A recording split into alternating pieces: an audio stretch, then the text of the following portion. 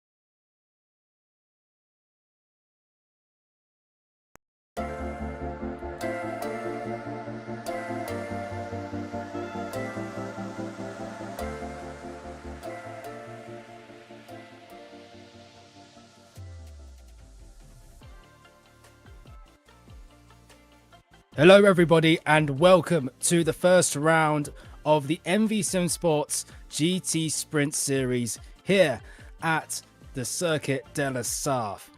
We are here at Le Mans for a brand new season, and my goodness me, we cannot wait to see some decent racing. Brought to you by SimSwag Technologies and Triple Stint.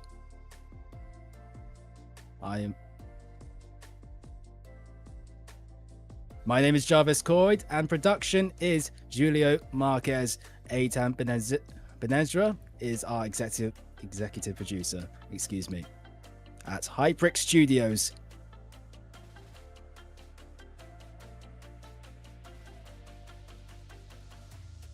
And it is the Circuit de la Sarthe that starts off at round 1 of the season, 1 out of 6, and the historic circuit, the longest on the calendar. The fastest lap record here at Circuit de la Sarthe for GT3 is by Hadrian David in the Lexus RCF GT3, a 3-minute 53.802. 38 corners awaits us around this 13.6 kilometer circuit, opened in May 1923.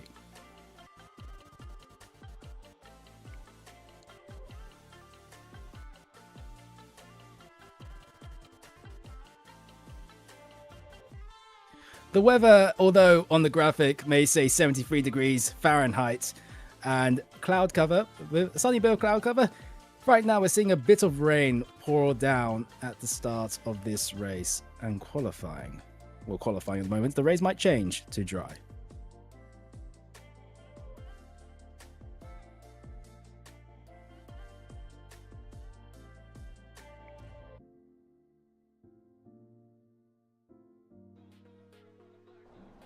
Triple Stint brings you high quality gloves for questionable quality sim racers. Go to triplestint.com to order your apparel.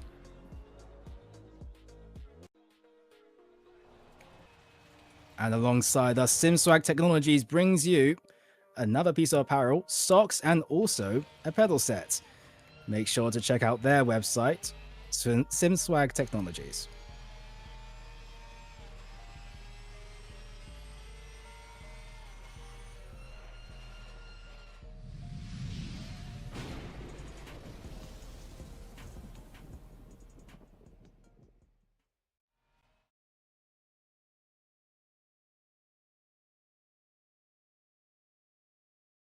Other sponsors taking place, and thank you for supporting MV Simsports, are Coach Dave Academy, SimGrid, Heather's Jewelry Hut, and Rogue Energy.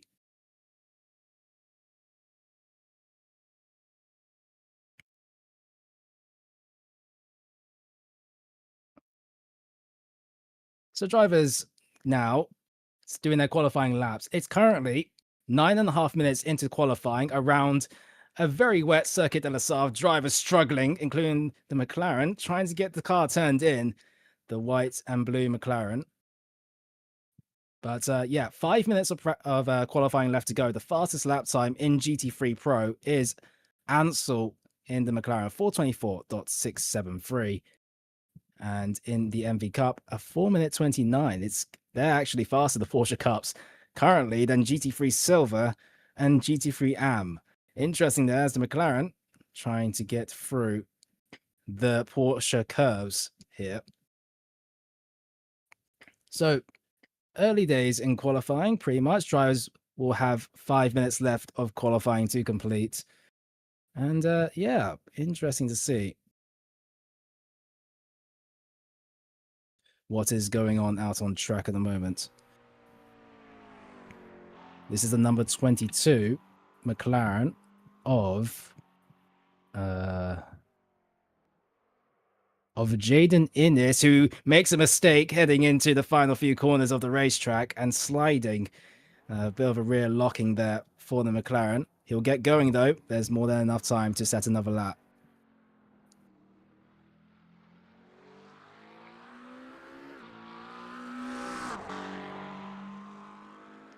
As it is the first round of the season, first round out of 6, Circuit de la Sarthe starts us off at round 1.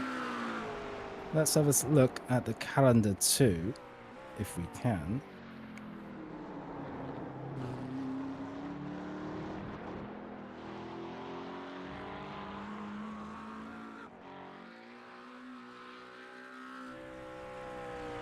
The calendar, yep. Le Mans, then Sebring, an iconic racetrack in its own right in endurance racing. Hockenheimring is an interesting racetrack alongside the rest of the others. Road America, Detroit, Daytona. Hockenheimring, 1 out of the 2 European racetracks. The second being this one, of course. And Sebring, Road America, Detroit, and Daytona. Adds a little bit spice. American racetracks predominantly too.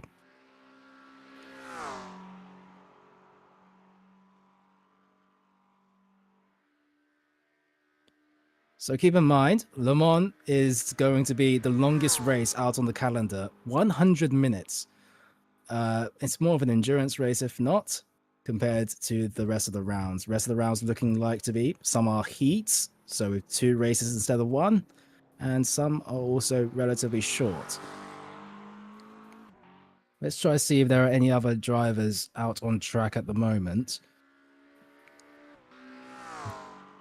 Is there no one out there? Okay, so apparently there are no other drivers out there at the moment, but there are just 2.5 minutes left to go of this session. With Jaden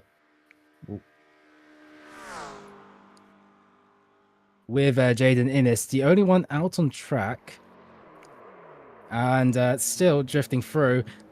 For I believe what must have happened as we pulled away from qualifying is that it started off dry-ish, prime time to get those early laps in. Nobody else had the chance to, which is why you see a Porsche Cup ahead of the rest of the GT3s, GT3 AM and GT3 Silver, not being able to set competitive lap times. Menderes, probably the earliest time setter with a 4:29. He is currently, overall, probably, yeah, ahead of majority of the GT3s at the start of this race. I'm pretty sure that if the organizers did this correctly, the MV Cup will start last just due to car pace differences in the dry. But the wet qualifying session has definitely thrown up a spanner. Some drivers that were probably hoping to have a dry qualifying session to show their early pace, not getting a chance at all. And, well, torrential rain for, as we can see, the white and blue McLaren of Jaden Innes.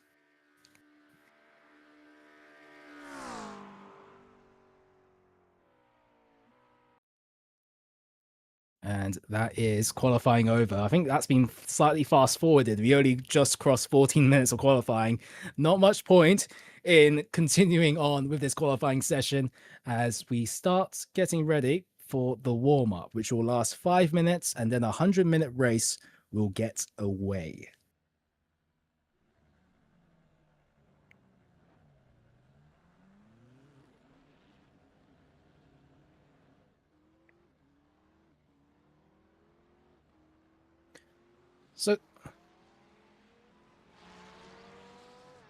So qualifying results here at the Circuit de la Sarthe. Philip Ansel with a 3-minute 53.386. Then Nicholas Zint 6/10 further back. These aren't bad lap times at all for a dry to wet qualifying session. As you can see, the parity in lap times is quite immense because the next car is 1.2 seconds further back of Logan Taylor for Simit Esports. Then Simone Massi, 2.2 seconds away from the pole position lap time. Ramon Serra, not too far away in 5th place. Jaden Innes continuing on in the wet. There was no other car out there.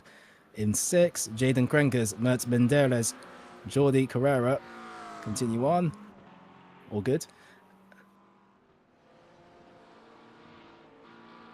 Okay. We're going back. Philip Ansel still stays on pole position in these results. Bernardo de Castro for Helix, 2.3 seconds back.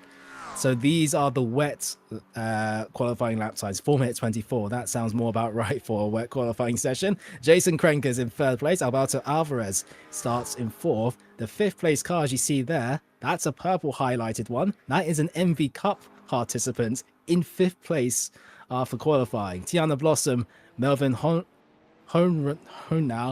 for GT3 Silver lies 6th and 7th. Simone Massi, Ramon Serra, Matt Mosby round off the top 10. For 11th place, Angel Mora, Nicholas Zint, Finn Caitlin, 11th, 12th, and 13th. Logan Taylor and Juan Rodriguez. I mean, the rest of these cars from 12th downwards didn't set a lap time at all. So there's not much point in analysing the times, as the last car to qualify was Angel Mora, 16.3 seconds away from pole position.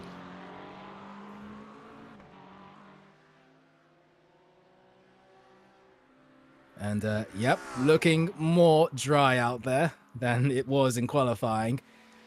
2 minutes and a half. This is probably the first time since practice that the drivers have gone out on track in the dry.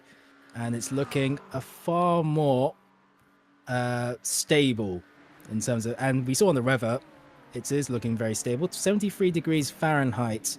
Not too high at all. Probably the most average temperature you can get around Le Mans. And we'll see exactly what happens for the start of this race.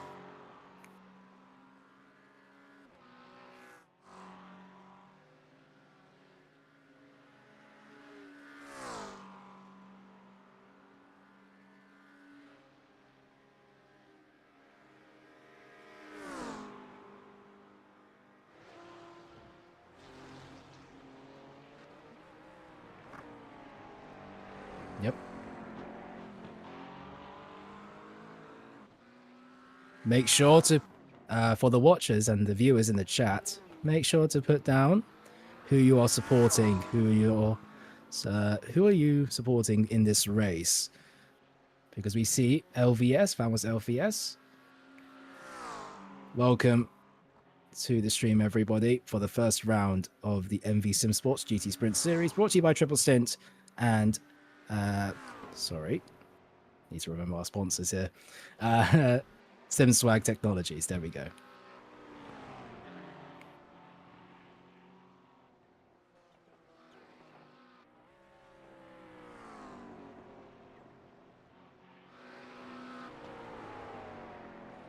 And with about less than a minute left to go, we switched to the 51 Porsche GT3 car of... Give me a second. The 51 John Cannon for MV Simsports. He's ahead of Red Bull Ferrari. And, well, John Cannon will start 4th place in GT3 Silver.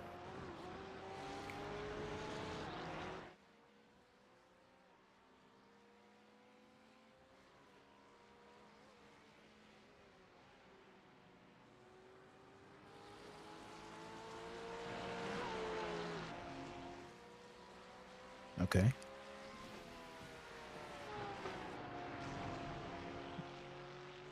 Well, it's fine. So warm up is now finished. Drivers will start gridding up on the grid. Not on the grid. It's a short formation lap, this. And as an update for the rules for the MV Simsport GT Sprint Series, it is an open setup, 1 fast repair, and it's going to be interesting to see how these drivers take 100 minutes around Le Mans. Pit Pit lane speed limit is 37 miles per hour or 60 kilometers per hour, depending on which side of the world you are on. And, well, just waiting for everyone to get onto the grid now.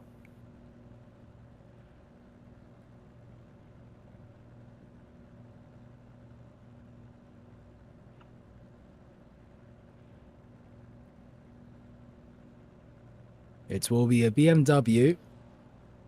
No, it's the McLaren of Ansel lining up on pole position here. De Castro in the BMW is ahead of his teammate Crankers. Alvarez in 4th place in the Mustang. So it will be 2 Helix cars fighting against Philip Ansel, who takes away for the start of this short formation lap. They're starting before the Porsche curves here. 100 minutes awaits us.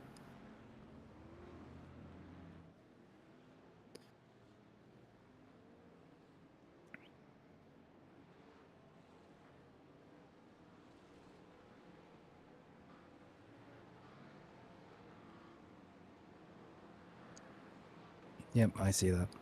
All good. What I currently find interesting right now is that Menderes in the Porsche Cup is starting out in 5th place at the start of this race with, well, a wall of GT3s and GT3s that are definitely on pace in the drive, faster than the Porsche Cup. So Menderes knows that he might get a little bit swarmed here at the start. It's an interesting start for that Porsche Cup, but Philip Ansel ahead of everybody else. Once the safety car pulls in, he will see an open track heading into turns 1 and 2 for the heavy braking zone. Everyone on the grid has been waiting for this for quite some time.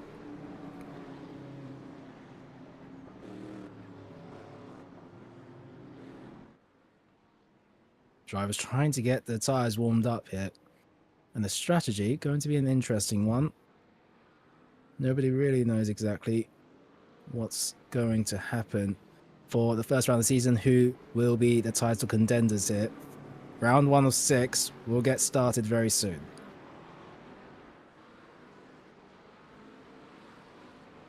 Drivers starting to get into formation, heading into the final few turns of the racetrack.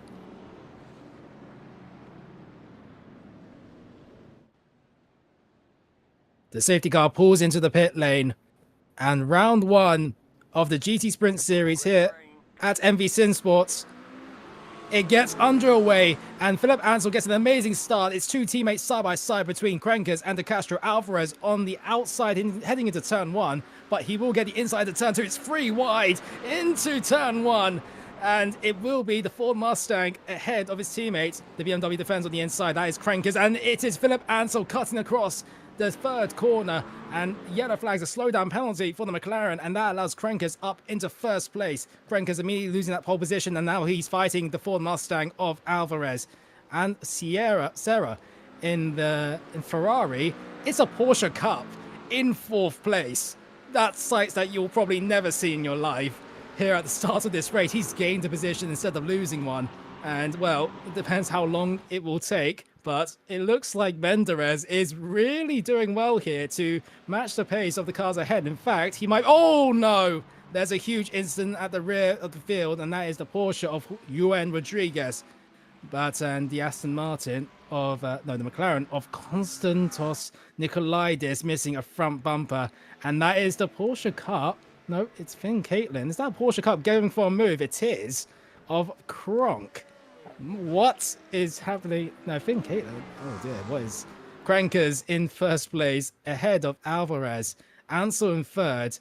And it's Menderes in 4th place overall. He's getting pressured by the Ferrari of Sarah. Sarah looking for a move towards the outside of the next chicane.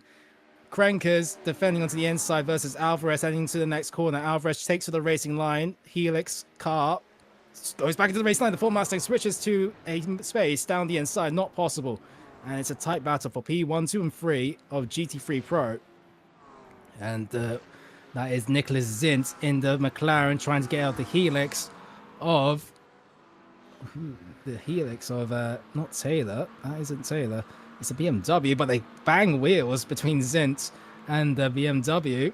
Interesting side-by-side action there. Carrera in GT3 Silver getting a black and orange meatball flag, so he'll have to pit at some point, and it's down the inside for the BMW versus the McLaren, and a bit of a lag out between the other McLaren behind him, and I don't think the BMW notices that badge. That's Melvin Hono in the Team Helix car, the GT3 Silver driver. As we switch up to Sarah versus the Porsche Cup, that is quite something. The Porsche Cup of Mert Mendeles. Taylor switching back now.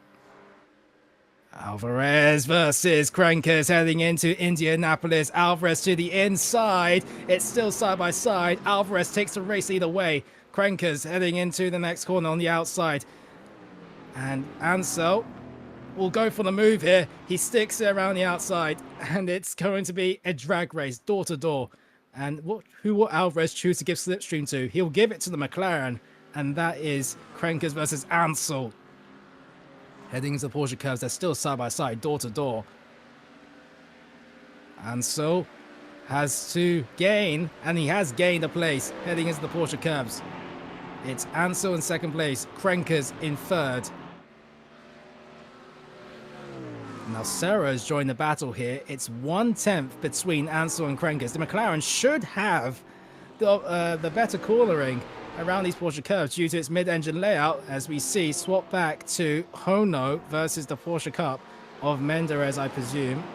And, well, Hono, Sarah has gained a place ahead of Krenkers, and Sarah up into the podium places. Krenkers has gone from leading this race to being out of the podium places. And now we're seeing Ansel. Do I see wipers being activated here at the start of this main straight, and in the background multiple battles happening as we see Stint in the McLaren getting ahead of one of the BMWs. They're not in the same class, they're all in the GT3 Pro or Silver, but it will be De Castro driving for Helix, catching up to the back of Simone Mazzi. De Castro 2 tenths away from Mazzi.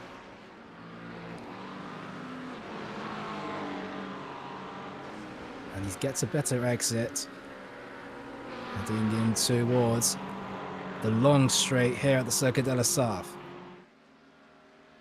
But I don't think the BMW is close enough to go for a move at this next chicane, unless the McLaren has a high downforce setup. And yeah, not close enough for a move potentially. The McLaren does decide to go defensive into the next corner, but how long will that last? In the background, moves for McLaren versus Ferrari versus BMW. As we head into the next corner, that is Taylor down the inside. He goes for a double overtake into the next straight. It's a bit of a laggy moment for the McLaren there. De Castro still at the back of Mazzi.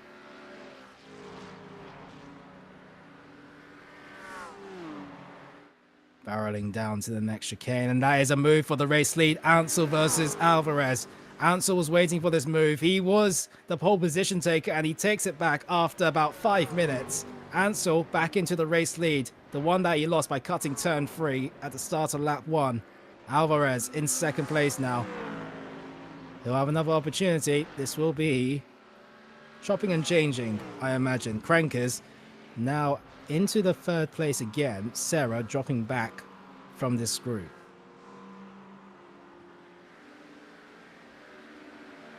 The McLaren of Ansel, he's done well to get up into this place, and it's the BMW versus the Porsche Cup. The Porsche Cup, I'm just have to say it, it's probably not that much of a difference in speed despite it being a different discipline altogether. The Porsche Cup theoretically should be slower than the GT3s, but it's doing incredibly well to stick to this battle. Maybe it's because of Le Mans' very long straights that it can hang to the back of this BMW right here. In fact, he might be going for a move heading into Indianapolis maybe, or will he stick to the back of this particular one? It's interesting. Activated lights for the Porsche Cup heading into towards Indianapolis. They're basically front bumper to rear bumper of each other, practically pushing each other heading into Indianapolis. A bit of curb dust being flown from the BMW. And yeah, Porsche Cup still of Menderes ahead, and behind Blossom. Blossom, leader in GT3 Silver. Cannon versus Hone now in GT3 Silver. This is a battle for second place in GT3 Silver. Cannon at the back of Hone now. It's MV Simsports versus Helix in towards the Porsche Cup, and this is the closest that Cannon has been to Hone now. At the back of Hone now versus Cannon. A bit of gravel left by a potential car just ahead. And the Porsche dropping further back than he probably would have wanted. Remember, that gap was about 1/10 before these corners, and now it's up to 7/10. We're seeing Menderes now lose a place to one of the GT3s. Not to be unexpected, of course. But Menderes overall, I want to imagine where he is at the moment. Meanwhile, just ahead, Logan Taylor getting ahead of Bernardo de Castro into the next. Menderes being P10 overall, and that's very good. De Castro losing a place to Taylor. Taylor has had a fair share of connection issues. You can see him blinking on the racetrack. So De Castro probably mitigating any chances of a potential collision due to the vanishing McLaren. But nevertheless, Logan Taylor still in 6th place. Massey versus car up ahead isn't okay, the car behind is God, is that Taylor? It is Taylor, isn't it? Yeah. And Taylor catching up quite a fair bit. A lot of battles going on. And that does look like to be a problem for De Castro. He's slow, and the Porsche Cup has to go down the inside of a... Is that... It's not. It's Menderes getting ahead of the BMW. This is uncanny, I have to say. Menderes... Oh no, that isn't Menderes. That's Kronk in the 2 laps behind the rest of the grid. He's just come out of the pits to be everyone ahead. And the Porsche Cup of Menderes is going for a move overall. And this is something perplexing to imagine. I am so confused as to how this Porsche Cup is doing so well versus these GT3s. And, well, it must be the low downforce, high speed layout around this racetrack. Because Menderes is setting up a move potentially ahead of one of the light blue cyan Ferraris. Oh, I think it's... Oh, okay. Yeah.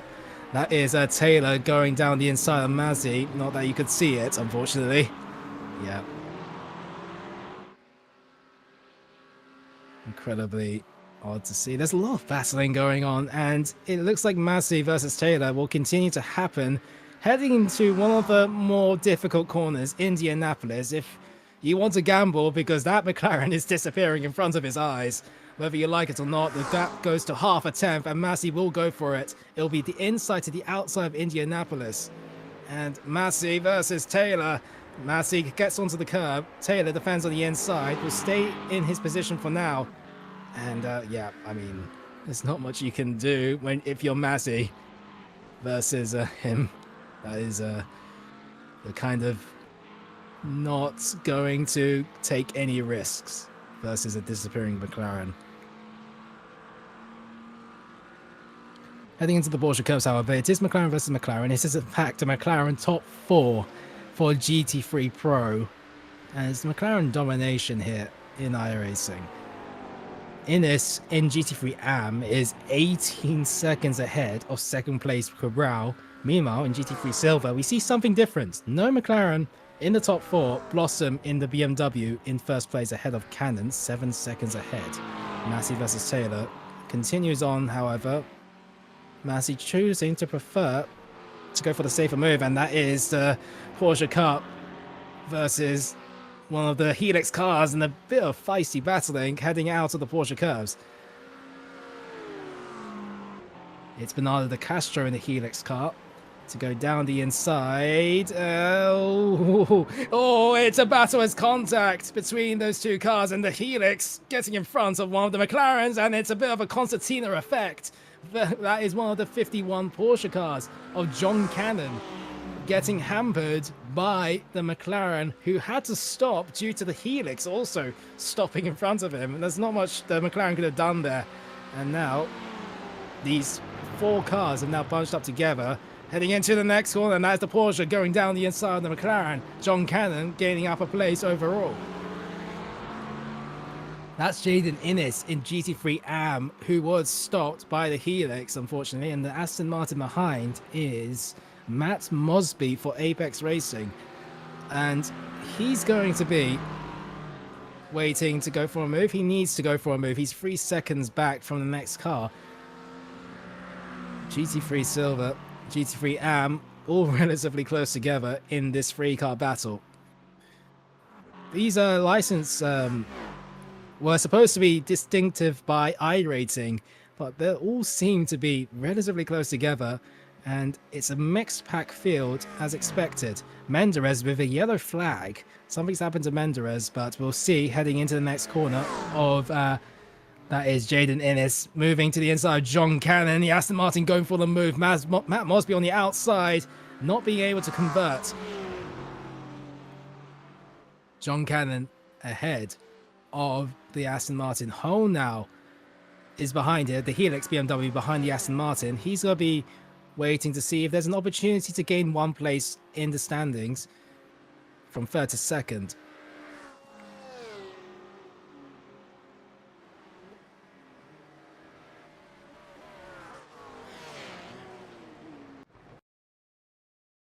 So Juan Rodriguez heading into turn one. This was lap 1 at the start of this race. The 398 Porsche involved in the collision with the Ferrari, and it's just a lap 1 incident, and it's happened, and everybody behind, no time to react at all. This is what happens when you see a collision into the entry of the long straight. Luckily, not too many cars more involved, because they were in the middle of the pack. It could have ended up a lot worse.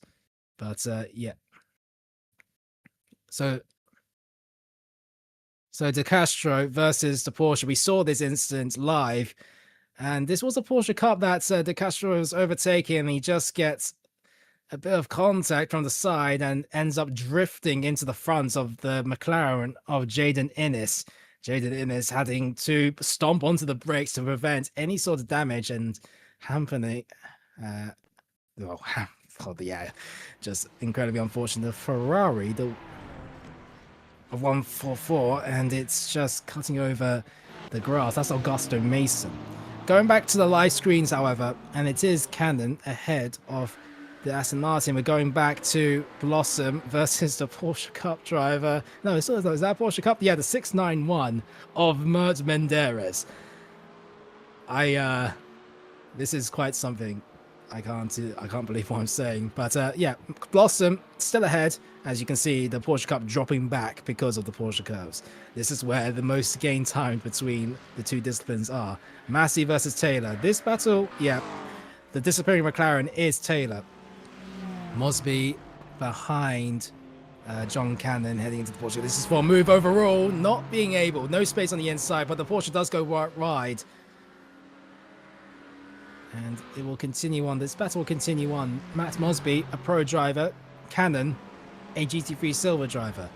He's going to be frustrated. Braking later. John Cannon versus Matt Mosby. The Porsche Cup driver of Menderes being ahead of the Helix BMW.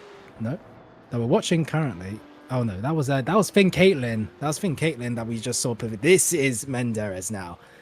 And yeah, interesting to see. Crankers in third place, under a second away from Alvarez. Alvarez has dropped back from Ansel at this moment in time. Ansel taking back the race lead about 10 minutes ago now.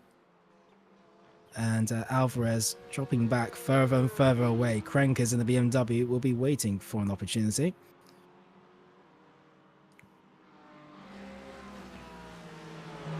it's Mosby versus John Cannon heading into the straight. The Aston Martin switching immediately to the inside, almost door to door, heading into the first chicane.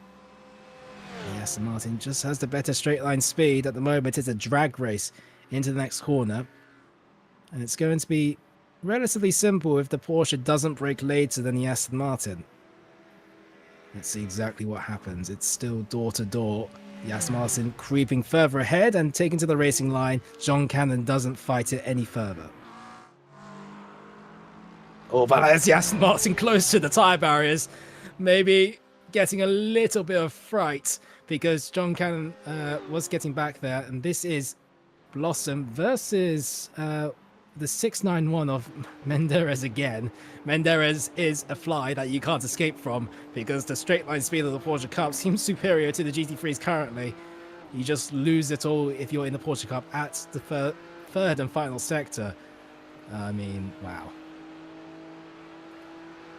Yeah, look at that. The 691 Porsche Cup with the slipstream. You don't see this gain, and the 691 helping Blossom to extend away from John Cannon, who is in a duel of the fates between himself and that was Matt Mosby in the Apex Racing Aston Martin.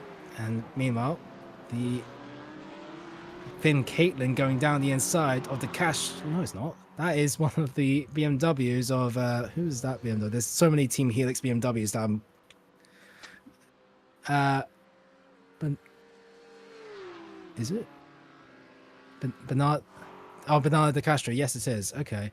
Why is he 19 seconds back from Finn Caitlin? Then that's odd.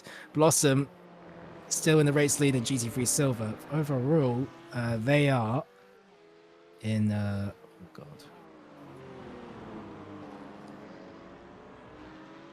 I wish I could see overall standings, but can't. Tiana Blossom in first place. 8th place overall. Menderes, you see the Porsche Cup currently 2nd place in the column. It's because Menderes is somehow ahead of the majority of the GT3 Silvers and amateurs. So they are absolutely carrying the MV Cup here. I can't. Yeah, you see the 691 overall standings. There we are. So the top 7 filled with GT3 pros. Blossom in 8th place. Menderes in 9th place overall, and then Caitlin De Castro, Mosby, the GT3 pros right behind. De Castro at the back of Caitlin. Caitlin versus De Castro heading into the Porsche curves at the exit. And it is 2 pro drivers going against each other. The 92 versus the BMW of the 666. De Castro on the inside of Caitlin. They're fighting it out, and Caitlin will go for perhaps a switchback move. No, they go down the inside over the curbs, and the BMW's forced out wide. It's still side by side. The BMW not happy with that. Flashing the headlights. He will get another opportunity heading into turn 2. The next lap, he's not impressed by Caitlin's moves into the final few corners. 1.5 attempts splitting the 2 GT3 drivers, and the BMW switching to the inside of the next corner. Caitlin hangs it around the outside, which will switch to the inside, still ahead of De Castro. And a bit of incensed frustration for De Castro versus Caitlin. He's going to have to wait until the Circuit de la Sarthe straight to go for a move. And the BMW hanging on to the back here. It's front bumper versus rear bumper between these 2 cars. And exiting out is a slow exit for Caitlin. And De Castro is still not going to be impressed with that in the slightest. Slipstream. This battle has allowed Jaden Innes to catch back up to the back of De Castro. De Castro falling away. Something's happened to De Castro. He's holding back because Innes is going to get past here. And slow down for Caitlin. That is Innes getting past. That is quite interesting. McLaren getting past both of them on the same straight. And Innes, a GT3 amateur driver, leader in GT3 AM. And it looks like De Castro will finally get a move on Caitlin here. Side by side, door to door between those 2 cars. Under a tenth between Caitlin and De Castro. Caitlin's still ahead of the BMW. I can't see. De Castro going for a move. No move for De Castro. And Caitlin still ahead. The Porsche being a menace to the BMW. Mosby is now catching up here, which will turn into a 4-car fight, including Innes in the McLaren.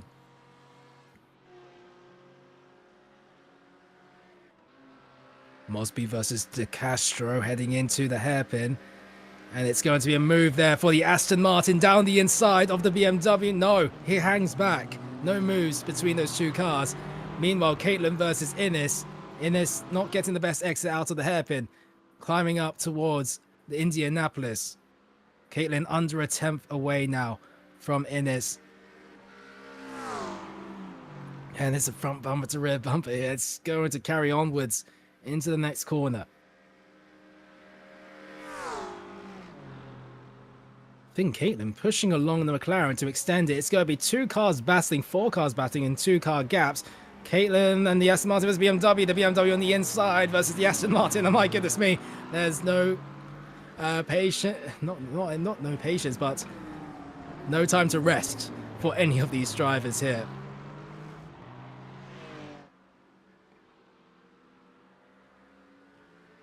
Climbing back into the Porsche curves. It is Innes ahead of Caitlin. That is a Porsche Cub for Caitlin. I'm just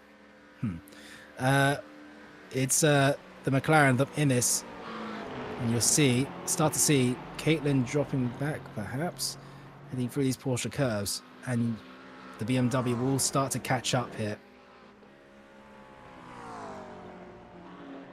And now De Castro's at the back of Caitlin.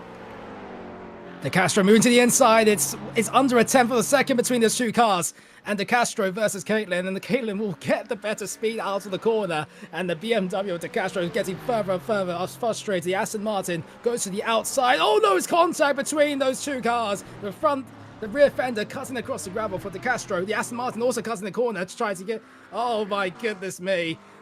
A bit of an argument between these 3 cars. You can see the parity of straight line speed versus cornering speed in these 2 disciplines. It is Caitlin in the Porsche Cup, and once again Caitlin at the rear of the BMW heading into turn 2, and Caitlin onto the outside of turn 2. No, oh no, there's a contact between 2 disciplines, and De Castro versus Caitlin. You knew that was just going to happen, and they end up at the runoff next to each other, and that's their race. Is frustrated. The finish. De Castro into the pits, and that is also Caitlin into the pits. We're cut towards Taylor versus Mazzy. Mazzy behind Taylor, and this was the disappearing McLaren of Taylor. This is a replay of a disappearing McLaren.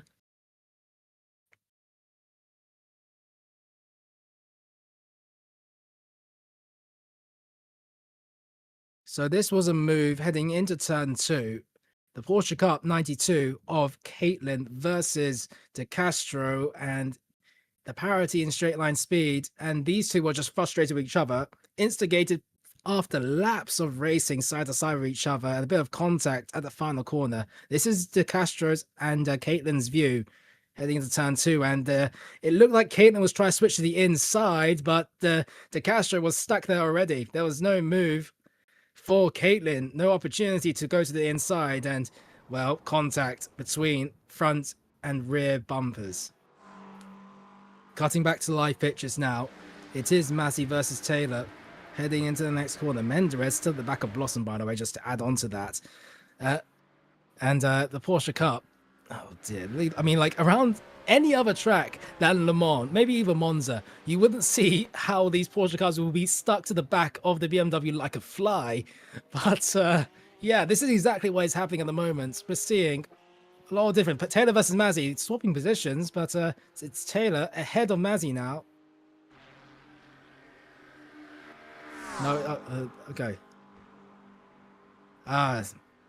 Yeah, okay. Menderes versus Blossom. It's under a 10th now between these 2 cars, and I believe they won't go for a move because, well, the Porsche Cup is practically pushing along. They don't want to risk each other's races because Blossom is in the race lead of GT3 Silver. Menderes is the leader in the Porsche Cup discipline, and that is Taylor off. Taylor is slow. Taylor is slow, and he's dropping down places. He's dropped behind Stint, Blossom, and Menderes. And this is what happened. And Mazzy just at Indianapolis, it disappeared for a moment, but you can guess what exactly happened. Just losing the rail on entry and hitting the tire wall. Back to Blossom versus Menderes. I don't think they're fighting against one another. Taylor now under a second away from Menderes, going from 5th overall to now 9th overall after that incident. Sarah under a second away from Krenkers for the podium here in 4th place. And yellow flags for Blossom. No problems there. However, I don't see any problems for Blossom at the moment.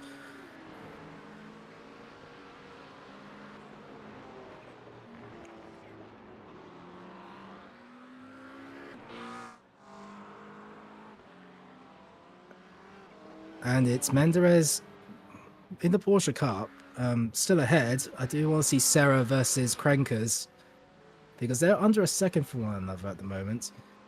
And Sarah in the Ferrari GT3 car, Krenkers just ahead.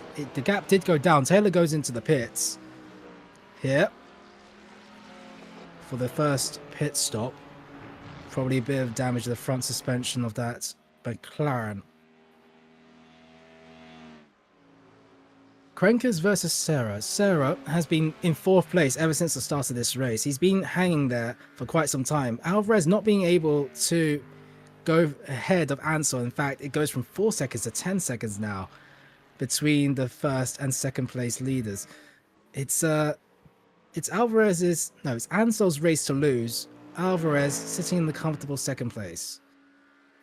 Menderes versus Blossom, they're no doubt in the same straight with one another in slipstream, as Cabral is in the pits, currently in P15.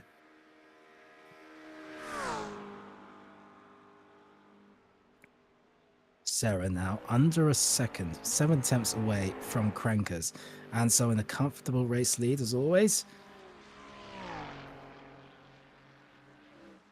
Sarah, let's see what he can do. The Ferrari, not a popular choice by any means in this GT3 field. He's 1 out of 5 drivers currently driving, and the rest of the Ferraris are in 15th to 18th place altogether. Sarah is dragging this car, an unpopular car, to 4th place at the moment, and Blossom versus Menderes. Menderes getting ahead in the Porsche Cup.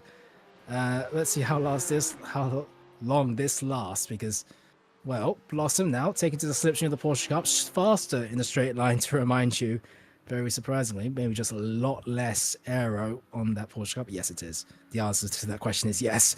And yeah, no moves heading into the next corner. Oh, wow, that is a heavy dive bomb for the BMW. Wasn't expecting that, but the Porsche covers it off. Door closed. Sarah versus Krenkers, under 3 tenths now a second. It's getting close there.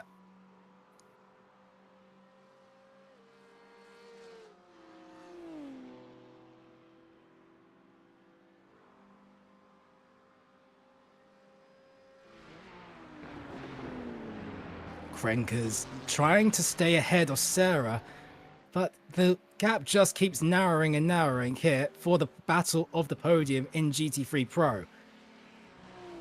Under 5 tenths. The Ferrari, as mentioned, not the favourite. You see a lot of McLarens, a few BMWs, and an occasional Porsche Cup fighting with the rest of these GT3s. But under half a second, the gap expands to 6 tenths of a second as we head through the Porsche curves. Not a favourite here. The fastest lap is currently Ansel, 2 seconds practically ahead of Alvarez for the fastest lap. Ansel in a league of his own. And Alvarez and Krenkers 3 tenths away from each other. Sarah actually faster than Krenkers.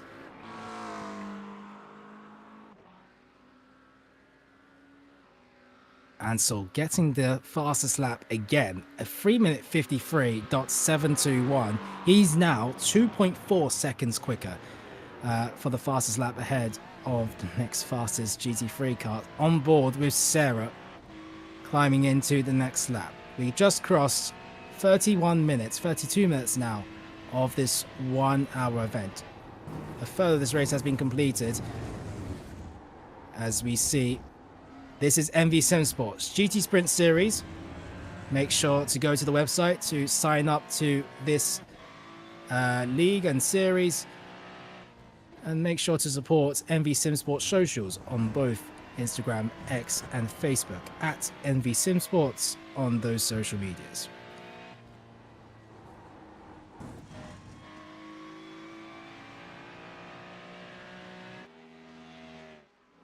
And we are seeing Crankers versus Sarah here. Not close enough to go for an overtake just yet, but this is the closest battle out on track at the moment, and no strategic pits just yet. We've seen a few pits to, for example, it was Taylor in the McLaren forced to pit, the Simit McLaren, not being able to carry on with the damage that he had in the front suspension. He's currently in 14th place.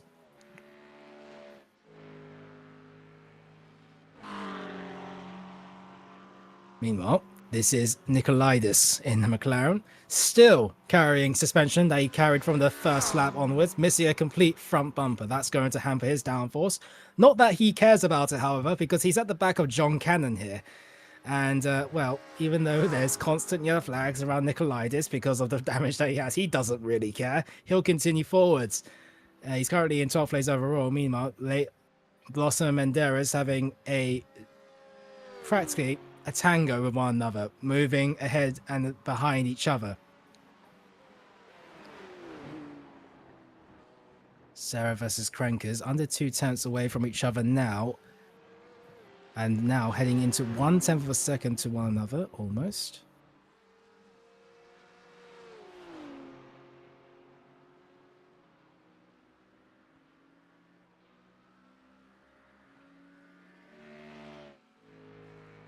And we're heading into Indianapolis here versus Crankers versus Sarah.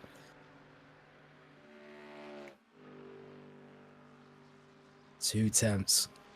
And the Ferrari at the back of this BMW heading into Indianapolis. Sarah looking for a move, perhaps onto the inside, which will switch to the outside. No, backs out of it. Curb dust flipped up. And the pressure starting to build up for the battle of the podium here at GT3 Pro. The Ferrari braking so much later than the BMW, but a bit of concertina effect perhaps, because pulling away the BMW does. Sarah well on board with the front camera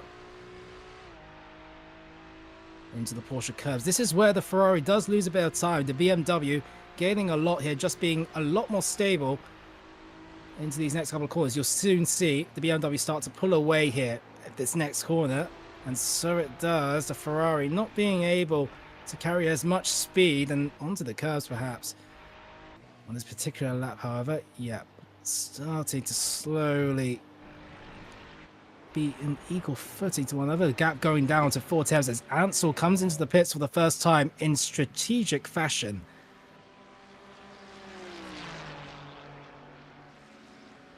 Sarah and Crankers choose to go on to the pits at this lap. Alvarez also into the pits. So the top 4 in GT3 all coming into the pits at the same time. Won't be surprised if Massey also comes into the pits. Following, yep, Nicholas Zint, will they come into the pits as well? Yep, everybody in the top 6 has come into the pits. Ansel being the first one. Will Menderes continue on? They do. It's just a completely different car. They can extend a lot more further. Blossom into the pits. I believe that this is 36 minutes in. Everybody coming into the pits for the first time. And Crankers, it's now Menderes leading overall here at the GT Sprint Series as Cannon, Mosby, and Innes all come into the pits. Nikolaitis also into the pits. It's everybody. There are no other pace. Everybody, I can't even begin to explain. We've got Porsche Cup leading overall in a GT3 versus Porsche Cup event. Ansel now 14.4 seconds away from Menderes. I don't know what to say. That is quite a statement to mention. I don't think I've ever seen this before. But it's Crankers versus Sarah. They're both fighting front bumper to rear bumper according to the time, and Crankers is ahead of Sarah just about. Oh, no, this is yeah, this is out on track at the moment. Sarah versus Crankers. And Juan Rodriguez continues forwards. Sarah is now ahead of Crankers. Coming out of the pits, they've swapped positions here. Stint versus Massey is Stint getting ahead of Massey on the timings pages.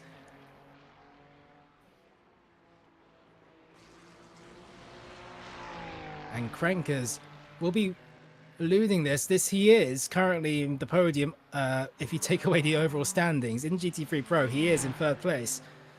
But wow, that is quite something to say.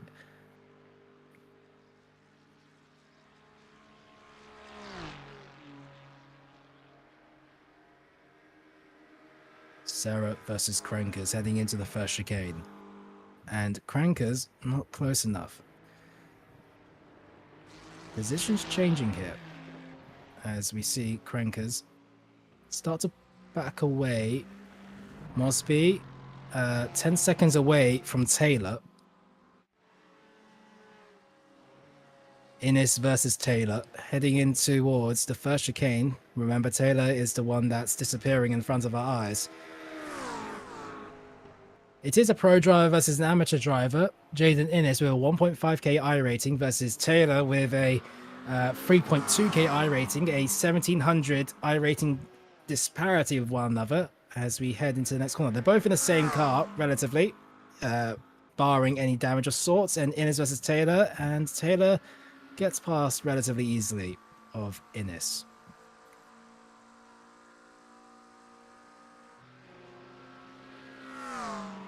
This is Nikolaides, who finally decides to repair the front of his car, waiting until the first pit stop to do so. So start to see, maybe, if the damage actually meant anything to his pace.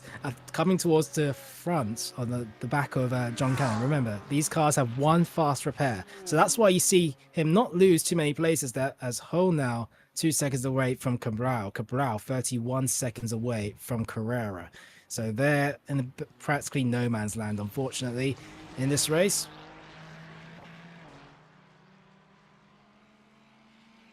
Mora now under a second away from Nikolaides.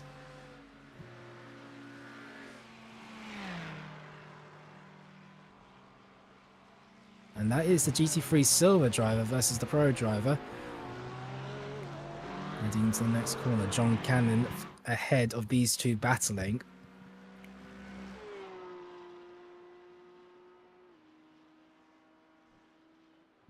Menderes continues on for another lap. The 691 Porsche Cup, asserting his dominance perhaps. He's leading the race overall here at a GT3 Sprint, a GT Sprint Series. I have to mention that again. He hasn't pitted yet, but he will come out in the middle of the field overall here. We are watching Mora versus Nikolaides. As Menderes, yellow flags, but probably a glitch. I'm not too sure. 14.9 seconds split the race leaders.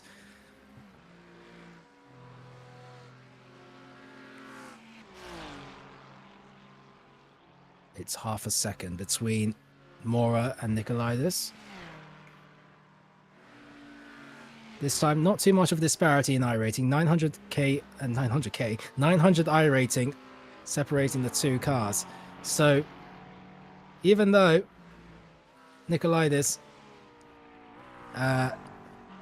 still ahead, you can see that the GT3 Silvers aren't here to play whatsoever. They are here to play, I mean. They're not here to mess around, I mean. So yeah, it's quite impressive to see. Cannon 1.3 seconds at the back of Mosby as Nikolaides catches it up into the final sector. This is where you start to see that's the pro drivers showing their class here. Heading out to the final corner, the gap has gone down between 13th and 14th place to 2.5 tenths of a second as Juan Rodriguez finally comes into the pits. Nikolaides heading to turn 2. No moves. John Cannon not taking too much risk into the second corner. But out of the exit, it is Nikolaides getting the better one. And he'll probably have to wait unless he goes for it into these corners. Nope. Hangs back for now. Knows that there is a better passing opportunity on the main straight.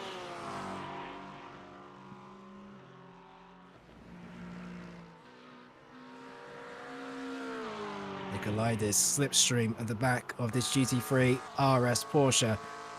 On board with Nikolaitis. And you can see the interval narrowing down to under a tenth of a second. Front bumper to rear bumper. He switches to the inside. And it's going to be a when, not if move for Nikolaitis heading into the next corner. The Porsche, will he brake later? Will he fight this? Not particularly too hard. Allows the move as Nikolaitis goes up into 12th place overall. And I believe this is 9th place in the GT3 standings. Sarah, after the pit stops, getting ahead of Krankers. He's now in the podium places. Krankers in the Team Helix car is going to, well, want to go for a podium because, well, some of the Team Helix cars haven't had the best of races here. Well, the BMWs that were starting in P2, P3, starting to drop back. That was probably the Castro who was involved in incidents with Finn Caitlin. And so Krankers having to hold the banner up for Helix to the best he possibly can. Cannon versus Nikolaitis heading into towards the hairpin. It is the McLaren defending on the inside. John Cannon on the outside drops back.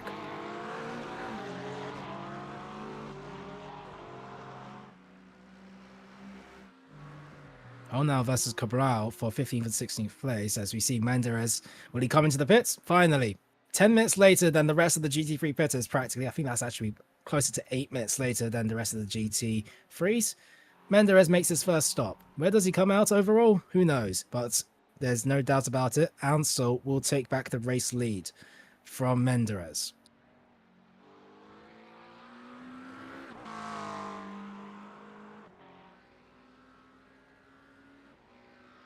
And there you go.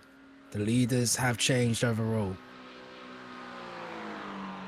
I do wonder, where does Menderes come out? Krankers half a second away from Sarah. Will he come out in that battle? I don't think so. He might come out at the same place as Blossom.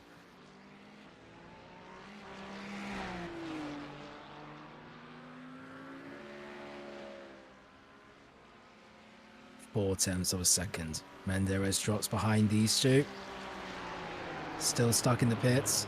Heading into turn 2, 3.5 tenths. The battle for the podium is official. The Porsche Cup still stuck.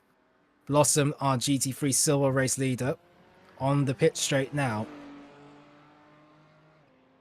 As that is the Porsche Cup still stuck into the pits, as I see in the background. And it's Blossom ahead of Menderes. Menderes now gets off the jacks, finally, to start exiting out of the pit lane. And that is Krankers perhaps getting a little bit frustrated that he's not catching to the back of the Ferrari. Now 1.4 seconds away from Sarah.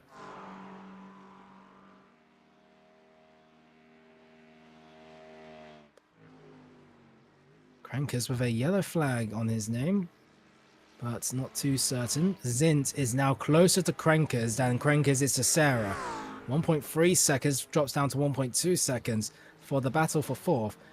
Zint has had a relatively quiet race so far. He's been between two battles, Taylor and Mazzy, Krankers and Sarah. He's been in the middle of a battle sandwich as Taylor is now behind one of the Porsche Cups. In this is 1.7 seconds ahead of Menderes.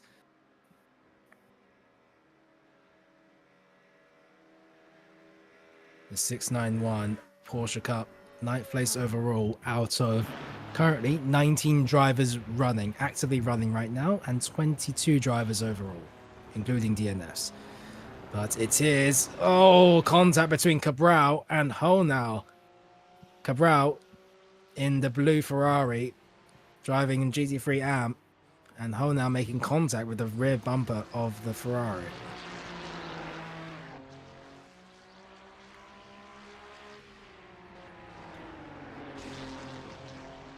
Hole now for GT3 Silver. He'll have to gain a place. He is still currently third place in GT3 Silver. So even if he does make his move, he'll still be in third place in that standing. But, well, he switches to the outside to try to get out of Cabral. Will Cabral fight this? I don't believe so. Cabral has let this go winningly.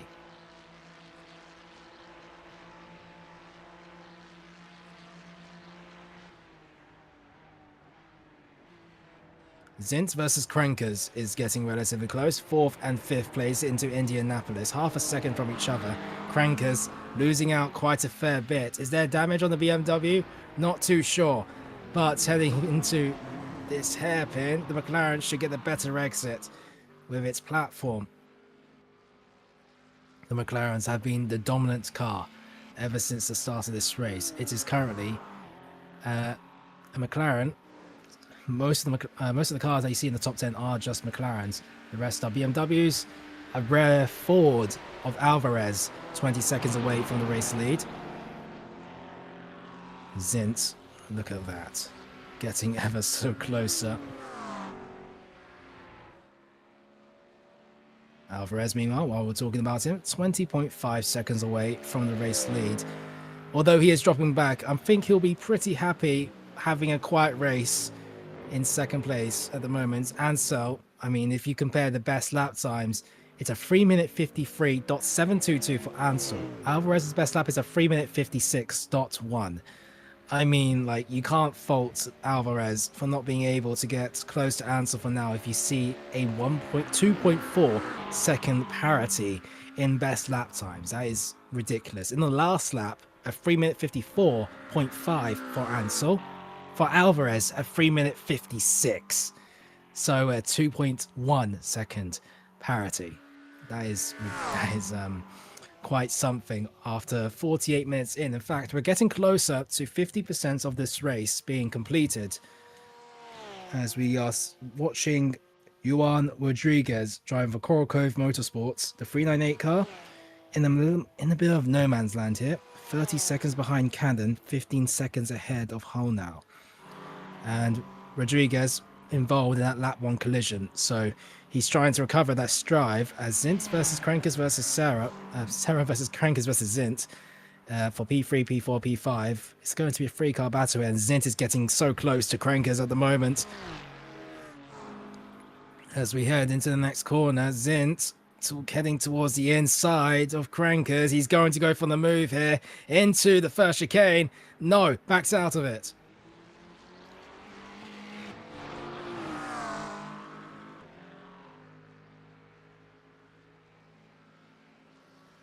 And Stint is going to get ever so closer here. This is the closest that Stint has been to the BMW.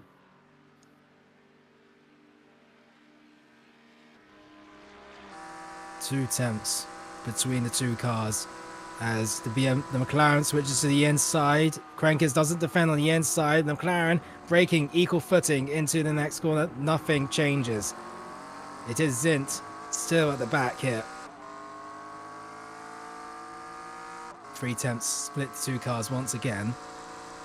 Bit of slipstream. Crankers does have a bit of help from Sarah just up ahead, giving a little bit of a punching wall through the air.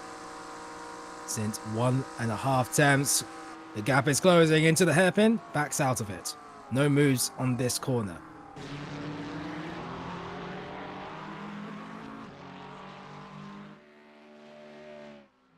Fifth place of Stint. Trying to push on.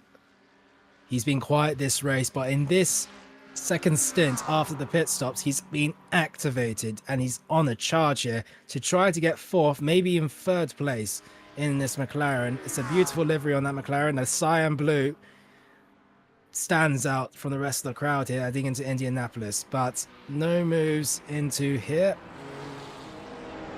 3 cars separated by a second. Crankers gets closer to Sarah here. Sarah under pressure.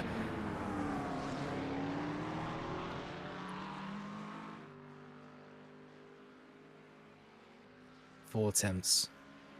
Crankers Sarah. Into the Porsche curves.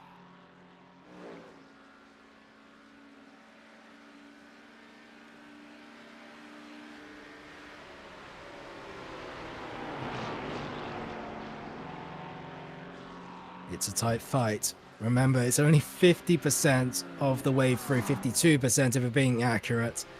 So they've still got a long way left to go here at round 1 of the MV Simsports GT Sprint Series, brought to you by Triple Stint and there's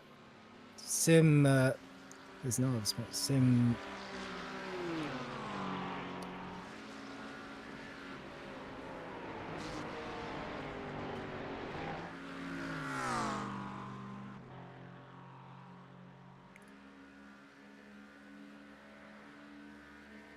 And SimSwag Technologies. Crankers versus Sarah. It's getting to under second. Crankers getting ahead of Sarah into the next corner.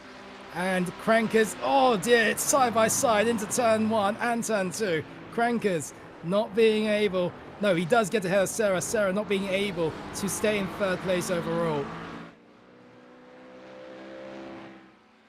Zintz now will finally get this opportunity. Sit as 0.6 of a second, my goodness me, between these 2 cars. 3 cars on board with Zint. Getting a better exit onto the main straight. Zint will go for this move. Sarah, meanwhile, also closing to Crankers, heading into the first chicane. McLaren darting. Which way does he go? Both the BMW and the Ferrari going into the inside. The McLaren goes onto the outside. It's side by side, door to door. Crankers gives the slipstream to Zint, but the Ferrari gets ahead of somehow getting the extra speed to stay ahead of Zint. Zint will still have to wait for his opportunity. Play his cards right. 5 attempts separating 3 cars. It's Crankers versus Sarah now, heading into the second chicane. As Sarah switches to the inside, he'll try to get the place that he just lost, a bit of door to door. As Sarah in the Ferrari getting ahead into the second chicane. Crankers backs out of it, and he tried, looked for it, didn't go for it.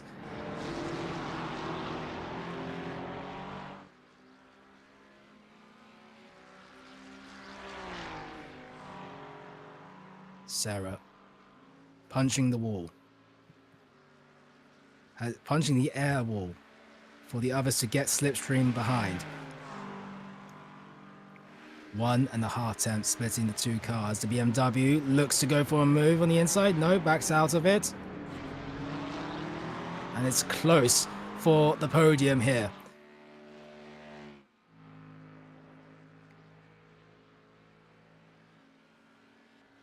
Next move would be Indianapolis, which you have to be very careful. Indianapolis is one of the more dangerous corners to overtake around this racetrack, but it is on for it. 1/10 between the 2 cars, front bumper to rear bumper, heading into the next corner as Crankers switches to the inside, which will go to the outside. He'll go for it. Crankers onto the curb, getting ahead of Sarah. Sarah now has to look in his mirrors to see a McLaren putting pressure under him, and the McLaren and the Ferrari make contact with one another, and it's Sarah into the wall, breaking the rear bumper and the rear wing. Sarah, a podium that was on the cards, is now gone. And Massey will take 5th place away, undoubtedly due to that damage.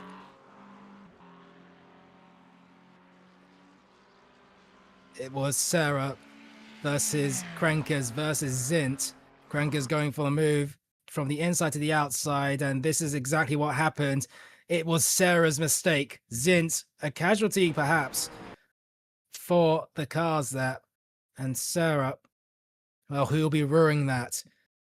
Caught a bit off guard by the BMW going for the move, and too much on the curb, making the rear go away, and thus losing parts of his car. Sarah stuck at the Porsche curbs. Nothing he can do, as we see Mosby versus Nicolaides. And this is a replay. Jordi Carrera in the 89 Ferrari GT3 car. Something's happened to him as we head into the next corner, and he's just broken way too late, but avoids the gravel to continue on. Stint versus Crankers. 1 participant from this 3-car battle going into the pits. Massey actually into the pits now instead of Sarah. Massey coming into the pits for the 2nd time in this race, interestingly. But now it's Crankers versus Zint for the podium. Blossom will take 5th place overall after Massey and Sarah come into a pit lane. Innes in 7th, now 6th.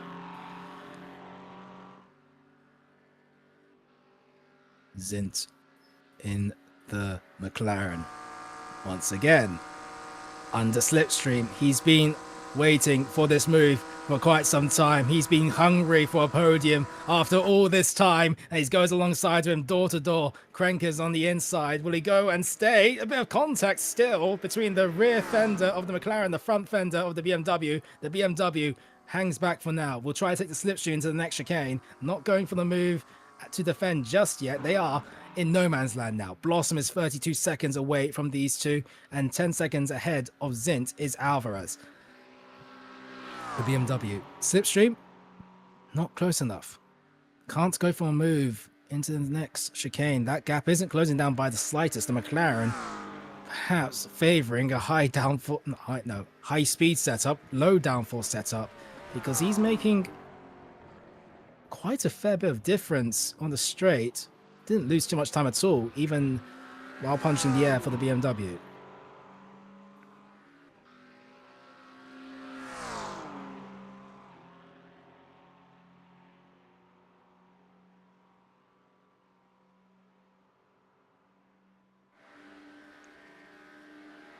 Gap closing to 2.5 tenths of a second.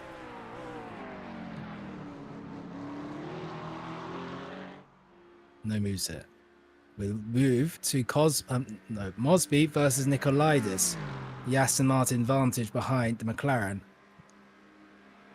Into the next corner, the Aston Martin hangs back for now. No moves.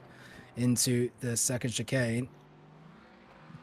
Krenkers versus Stint is once again getting very close to one another, heading down towards Indianapolis.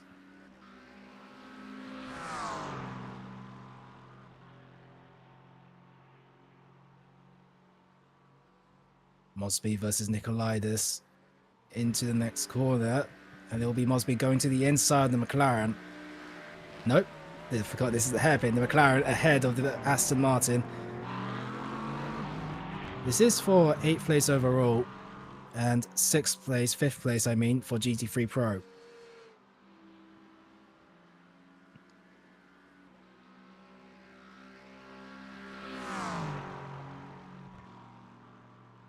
Mosby. We saw a few mistakes heading into Indianapolis by a couple of cars. Taylor being one of them, the other one being Sarah. Let's hope that these two don't get into a fist fight with one another. No chances there. It's a good, stable entry into Indianapolis.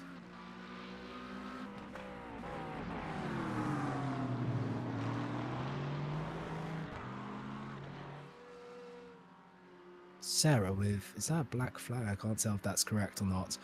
But meanwhile, no, it's he's fine now. He's come out of the pits, but there is a flag next to his car that indicates something. Is it a black flag? I would. Okay, so that means if it is a black flag, then he might have either gotten a drive-through penalty, which is because he gained 15x worth of warnings. It's a drive-through each time you get 15x.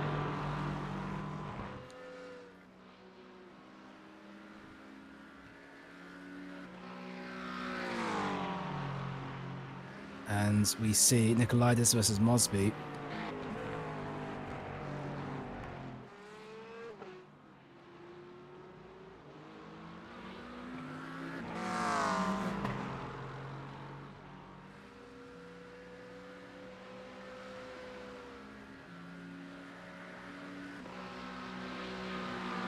Nikolaidis versus Mosby is under 0.6 of a second. This is a replay of what happened to one of the Helix cars, and it's the 39 BMW of Jason Krenkers, and this was the podium fighter, and he's got damage on that car. He's not going to be happy with himself. It was a fight there versus Nicholas Stint, but Nicholas Stint is still ahead, and this is Jaden Innes on the same part of the racetrack, practically matching it, cutting across the grass. Not to the same severity, however, no damage on that McLaren.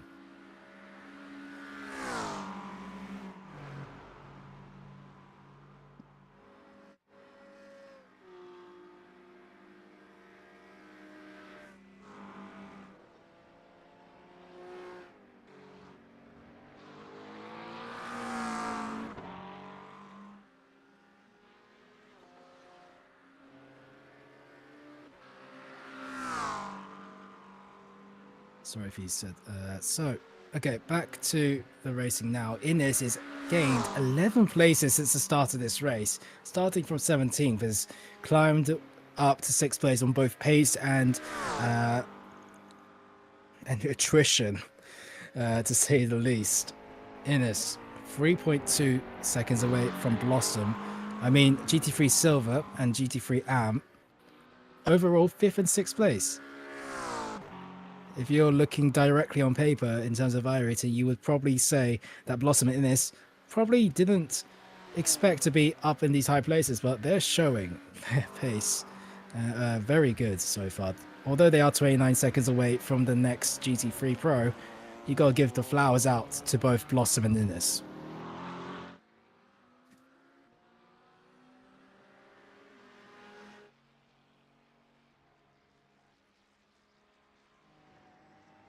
Mora in 14th place is in 3rd place in GT3 Silver.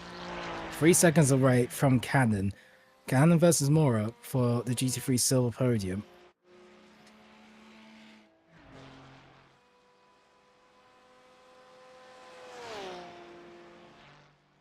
This is the closest fight out on paper, as Carrera 4th place in GT3 Silver, Honau 5th place in GT3 Silver.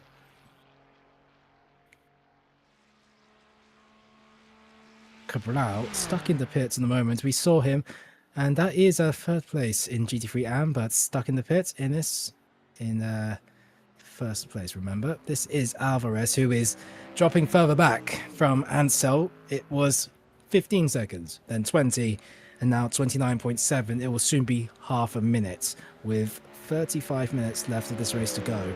Alvarez doing very well, however, 29.7. 29.7 seconds away from the race lead, but he won't mind that because the fact is that the parity in lap time is quite immense.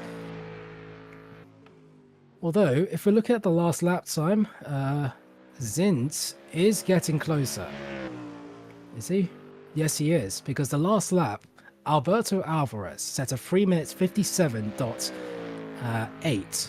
Nicholas Stint with a 3 minute 55.892. He's gained 2 seconds on this lap alone.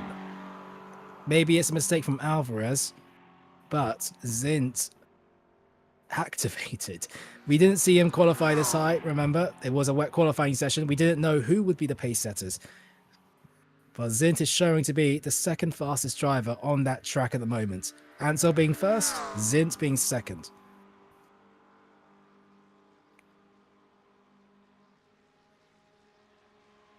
So let's keep an eye on that battle between 2nd and 3rd place, because that gap will go down with 34.5 minutes left to go.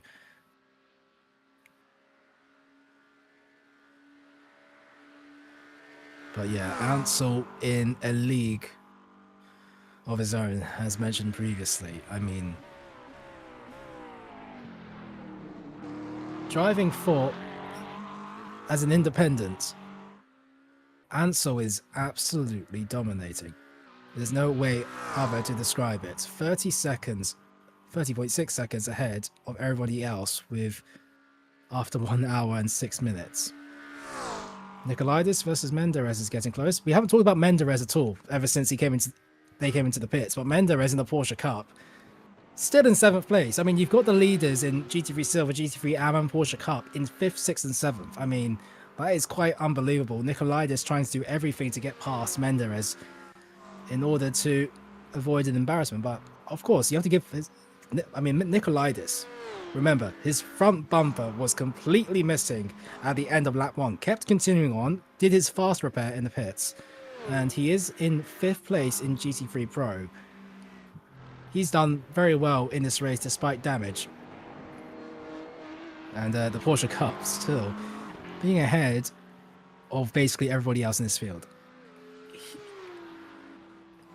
I do have to mention that Menderes does have a relatively high I rating compared to the rest of the GT3s. 4.6k I rating, the only one, the second second fastest in terms of I rating if you look at that on paper. Ansel with 7.5k I rating, which shows exactly why he is leading the rest of the field by 31 seconds. But Menderes showing that, yeah, with a Porsche Cup, I can probably deal a bit of damage in terms of the lap times versus the GT3s. Mora versus Cannon. This is for second place in GT3 Silver. And it's 3 tenths, 2 tenths away. Heading into the next corner. Mora going to the inside. Will Cannon fight this? I mean, this is for position, but no.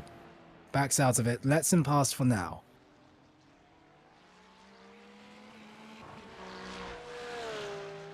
John Cannon will wait to see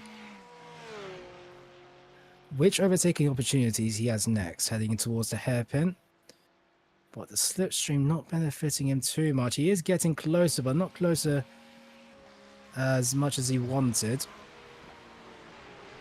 In fact, he lifts and brakes into the hairpin, the gap extending by 3 tenths after that. So we won't see a battle between Mora and Cannon, I imagine, until maybe the third pit stop. Nicolaides versus Menderes. This is where the Porsche Cup loses out, unsurprisingly. Oh, that is a slow Ferrari hanging onto the side of the racetrack as Nicolaides gets ahead of Menderes. Which of the Ferraris was that? As he's stricken, that is Cabral with a meatball flag, unsurprisingly, as his left front and right back tyre has got a bit of a puncture there. And this is what exactly happened, cutting over the grass and making heavy impact with the arm coat, with the metal barriers, and yeah, just hitting the wall on entry, cutting over the grass, and you're practically a passenger at that point. For if you're the 84 Ferrari, not much he could do. This is Jordi Carrera heading in towards, I believe this is Indianapolis, and this corner has taken a few drivers and just losing the rail of entry. This is the danger of Indianapolis, and one of the outcomes is that you'll head into the wall door to barrier. And that's what you see there, unfortunately. Nicolaides now 7th place in the GT3 in overall standings. Sarah coming into the pits for the 3rd time in this race. The 3rd time or 2nd or 4th time in this race? Yeah, I would imagine, to be fair. As Ansel still extending the gap even further. 32.4 seconds now, ever since we pulled away 5 minutes ago. And Sarah still in the pits to service penalty perhaps. Mason currently in 15th place. He is in 2nd place, if I'm seeing it correctly, in GT3 AM. As there's no competitors. Yep, it's Jaden Innes who gets it stopped into the 2nd chicane, who is in the comfortable 6th place, and his license doesn't do him justice, I have to say. 6th place overall, and he deserves a very good applause because he's staying in that place overall. Nicolaides behind in 7th place. He did get damage at the first lap, so Nicolaides trying to do a recovery drive here to give him a bit of credit. The 32 McLaren 1.6 seconds away from Innes.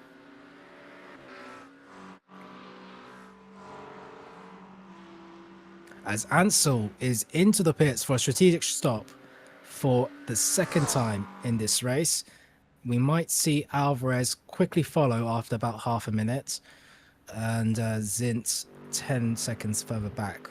Let's see what Alvarez chooses to do. Has he chosen to be conservative for this stint, or has he been pushing relatively hard? Yes, he does go into the pits. So this is the perhaps second round where everybody will be in the pit lane. Zint, what does he choose to do? Yep, into the pits as well. Krenkers, 10 seconds back. He's probably going to the pits. So will Blossom, so will Innis. Nikolaitis will also, but Menderes, to nobody's surprise, as he pitted later, and also it's a Porsche Cup with a different fuel tank altogether, will probably stay out for a couple more laps. So that is Krenkers into the pits. So, Nikolaitis and Innis, 1 second away from each other, 7.5 tenths away from each other.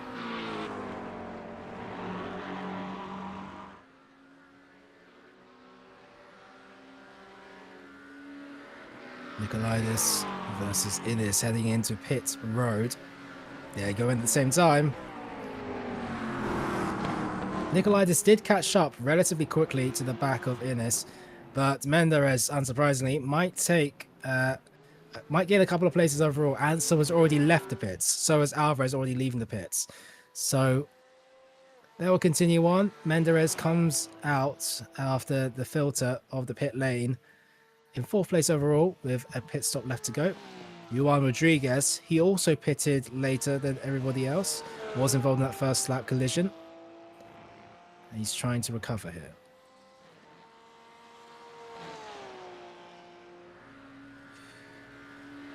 Massey in 6th place, continues on, hasn't pitted yet. Massey in 6th, ahead of Blossom. I believe Massey was actually a very early strategic stop, if I am correct. Yeah, so he did just stop before. So Massey doing perhaps a bit of an undercut, but he's only 4.8 seconds away from Krenkers. So he could get 4th place here. Remember, Krenkers had that major quote-unquote incident mistake. So he might lose a bit of time here. 4.5 seconds between Massey and Krenkers. Ansel still in the comfortable race lead. 34.6 seconds ahead of Alvarez.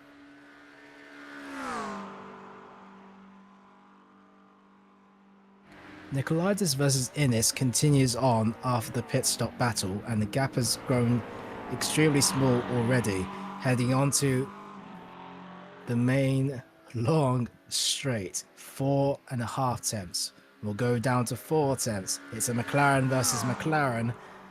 2 different licenses, however. 2 tenths, 1 tenth. I think Innis is going to let this go with relative ease. He's not going to battle Nikolaitis. He knows that he probably won't do too much defending Nikolaitis up into 9th place overall.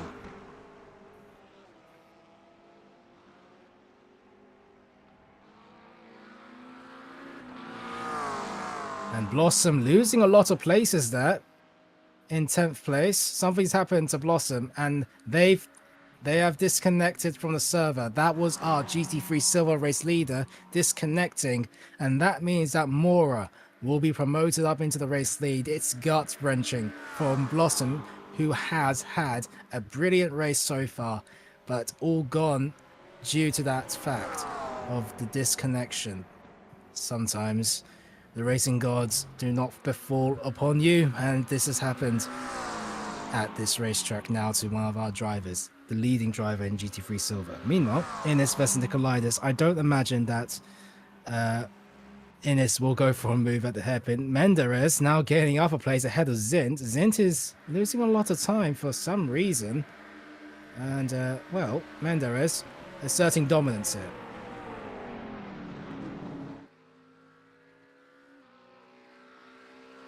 Yep, Menderes is quite literally asserting dominance. They are at the back and hanging on to Zint like a bug into what was the Porsche Curves, namesake for the Porsche Cup. Obviously, I don't really know what I'm seeing. But wow, it's quite literally like 4th place overall. Innis versus Nikolaitis. I don't expect to see a battle between these two. And that is because Innes making a mistake, and that is into the gravel. No damage to that car, fortunately for him. He continues on. Mosby with a black... Oh, that is a spin out for the Aston Martin of Mosby that you see there. Mosby spinning out. And he continues on, and this is what happened to the Aston Martin. Indianapolis once again takes its fourth victim here at this racetrack. And spinning out perpendicular to the racetrack. Luckily no one was next to him, so he continues on.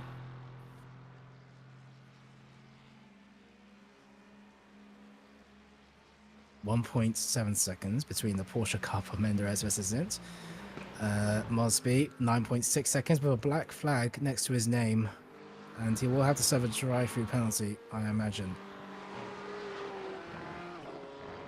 Rodriguez into the pits. That promotes Nikolaitis back into 6th place overall, 6th place in GT3 Pro, and 7th place overall.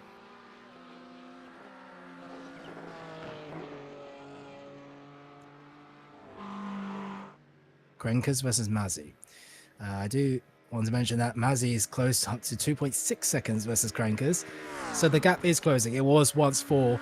And now over the last about 5 minutes or so, he's dropped it down to 1.5.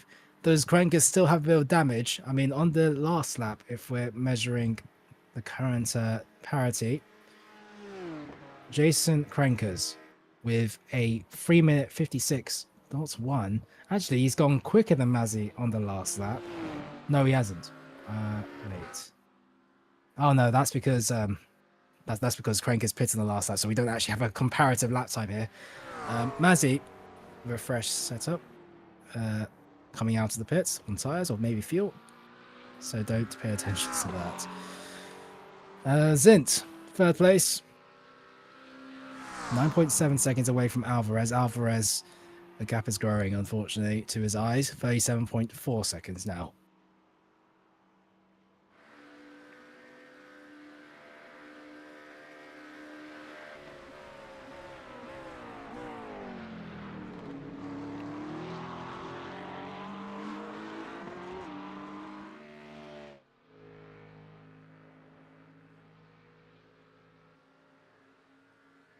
Because Zint, being the 2nd fastest driver out on track, he is actually showing that they do pull away from the Porsche Cups. Remember how Menderes was at the back of the McLaren just a lap ago? Now it's expanded to 2 seconds, but the pace differences are quite immense. If you're like, the Porsche Cup is basically a light version of a GT3. Still has all the assists and everything with the new version of it. Less downforce and aero overall. So around the Circuit de la Sarthe, it's an absolute rocket in a straight line. Nothing in the 3rd sector, however. And of course that will change, especially into the other tracks like Sebring and basically Detroit. I mean, like any other racetrack, you would see a complete and utter difference. But around here, if you're a fast Porsche Cup driver, you can show that I don't care what car I'm in, I'm going to absolutely dominate. Menderes does need to pit, however, sometime very soon. And when does he choose to? I mean, he stayed out initially after the 1st round of pit stops, and he will stay out a bit longer than the 2nd round pit stops if you compound it with the last laps. So we'll see what happens here. My goodness me.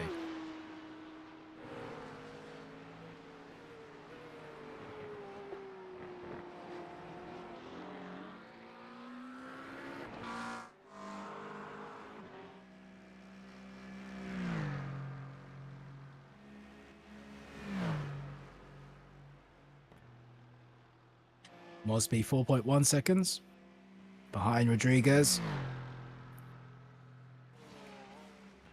And Mosby, remember, he had that mistake at Indianapolis. Doesn't look like he's got too much damage, so he will continue on, and he's catching up to Rodriguez. And so with a yellow flag, nothing too major to see. Apart from maybe a bit of a closure between him and Alvarez, but honestly, it's a bit like pouring salt into an ocean. Not too much of a difference. Menderes also getting yellow flag, and that has dropped him back significantly from Zent. Not that he would care too much. After all, they're in completely different cars, but yeah, I mean, is Menderes the only Porsche Cup driver now out there? I think he is. So Menderes is fighting alone out there, but he is showing that it doesn't matter. This is Mosby cutting across the gravel after a bit of an oversteer moment, heading through the Porsche curves. And that's why he's dropped back even further away from Rodriguez. It was about 3.5, now it's 8.8, and Mosby choosing to go into the pits now. Oh, now he's P3 in GT3 Silver, 25 seconds away from Mora. Each of the GT3 Silver cars are in no man's land. John Cannon being light years away from the rest. However, 9th place. He is currently about, if I see that correctly, it's 35 seconds about ahead of Mora. So, yeah, John Cannon in a pretty simple spot.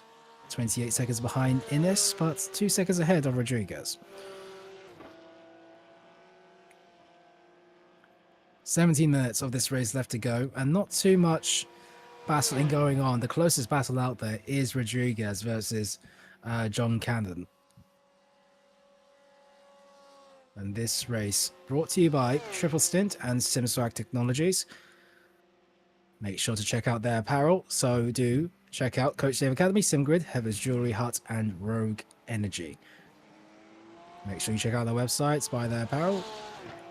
And yeah, they do some interesting stuff, especially SimSwag Technologies. Oh, bit of a disconnect there, but all good. Mason. All good. Mason in 15th place. Second place in GT3 AM. 15th place overall is 1 minute and 19 seconds behind Honau. A bit of a practically driving to try to get a podium in if you care enough in GT3 AM. But Innes doing really well here. Really well. Still in 8th place, holding his own. It's quite unbelievable. Although getting a bit of a yellow flag, not too much damage, however, it looks like. Although he's growing between Nicolai's and Innes in terms of the interval. Rodriguez versus the back of Cannon now. We saw that Rodriguez was catching up. And this is Porsche versus Porsche.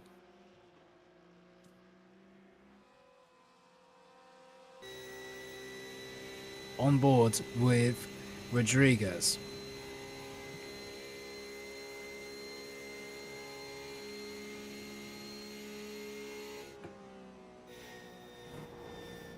Heading into the next corner, and Rodriguez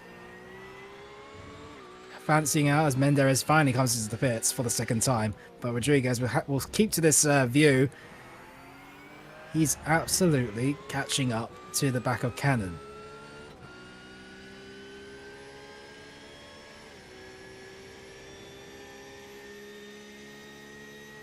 Heading into the Porsche curves, and under slipstream climbs it to under 0.4 of a second. And when does Rodriguez choose to go for the move? Gaining a lot of time through that first section. Managing both the car and tyres. And closing up immensely, John Cannon. On the apex, a bit slow, but he will continue on because it's perfectly fine. Cannon versus Rodriguez. This is a GT3 Cell versus Pro driver. 3/10 between Cannon and Rodriguez.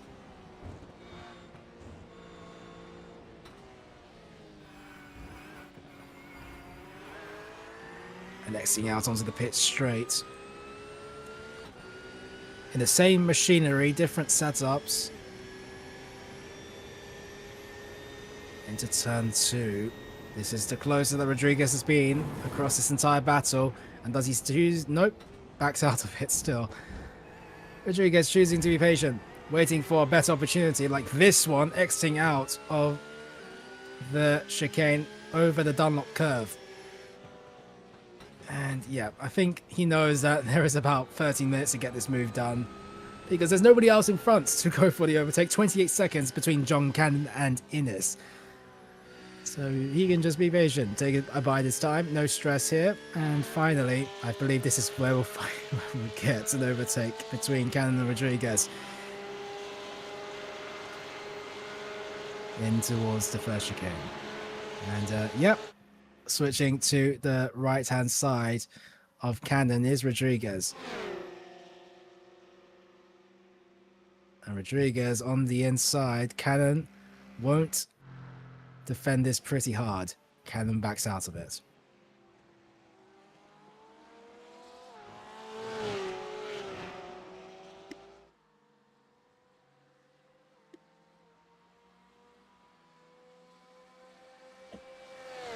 So Rodriguez is now about 7th place overall, 7th place in GT3 Pro, 9th place overall. And well, remember, he had that incident on lap 1. So it's a recovery drive home and he's doing well. Cannon goes to the inside for a move, and the 51 car, I didn't really expect that, getting ahead of Rodriguez. I'm sure that Rodriguez probably was staying to the racing line, thinking that Cannon wasn't going for the move. Now Rodriguez under slipstream versus the other Porsche GT3 into the hairpin. Side to side, door to door. Rodriguez getting ahead. John Cannon, this has been a theme, waits out.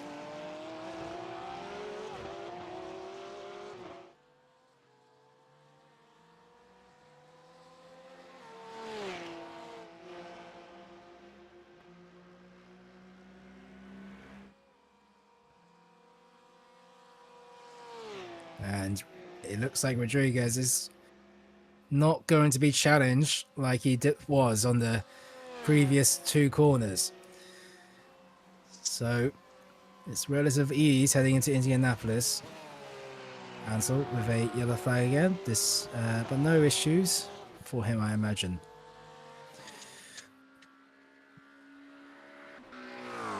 Yep, Ansel with yellow flags, but no problems. Look like it doesn't look like he has any problems. And Alvarez still 40.7 seconds behind Ansel. Just over 10 minutes left to go in this race. And it is Nikolaitis having a bit of yellow flag. No problem.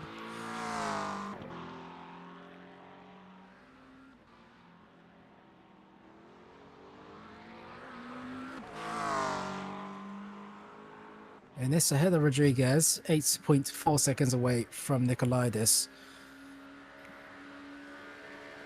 And no problems there. On the last lap, Nikolaitis with a 356.489. Innes with a 357.157.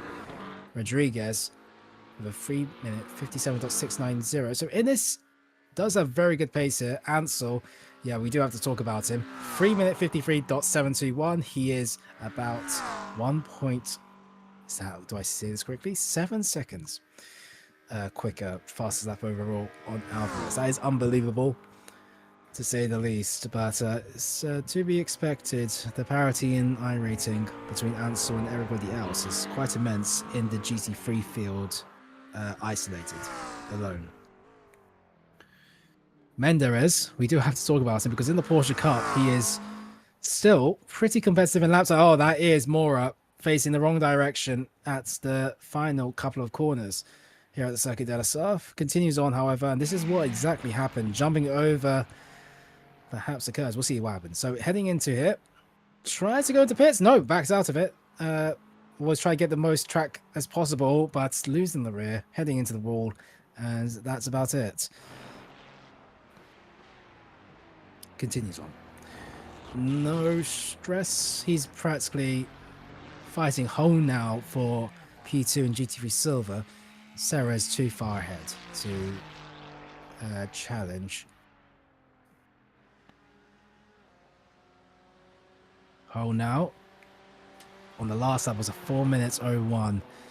So he's not particularly enjoying this race compared to the other GT3s, and perhaps a fair few bit of problems with both the car and the setup.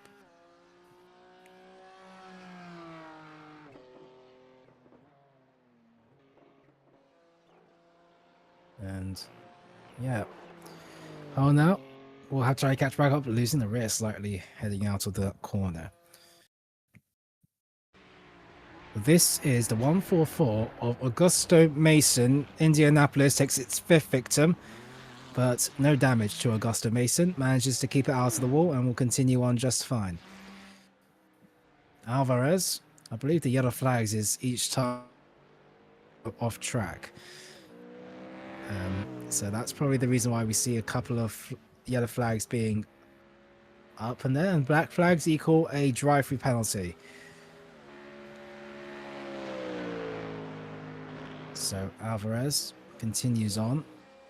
The gap has grown to 42 seconds, 43 seconds now between Ansel and Alvarez, and this is the 84 of we're seeing this incident again for Indianapolis. I think is it a different driver? It is Daniel Cabral. It looked like the same livery, same car, but no, it is a different driver. Your eyes are not deceiving you. It's exactly the same incident and exactly the same car. Massey is into the pits for, I believe this is the 3rd time now today. And Massey, with 7 minutes left to go, didn't save enough fuel and pitted early. Remember, he was the one that pitted the earliest out of everybody, doing a 3rd and final pit stop. We're watching John Cannon because Mosby is right behind here of the Porsche. As we head into the Porsche curves. This is where John Cannon loses a bit of time in GT3, and you can see the Aston Martin immediately at the back of the Porsche, wasting 0 time here to catch up. In fact, he's at the rear bumper of the Porsche at this final section. And will he go for the move? It looks relatively simple. John Cannon not fighting this. Ooh, no, he is. He is going to try to stay ahead into the next corner. No, backs out of it. The Aston Martin and Mosby. We'll have to look up ahead to see Rodriguez, who is 4.6 seconds ahead of him.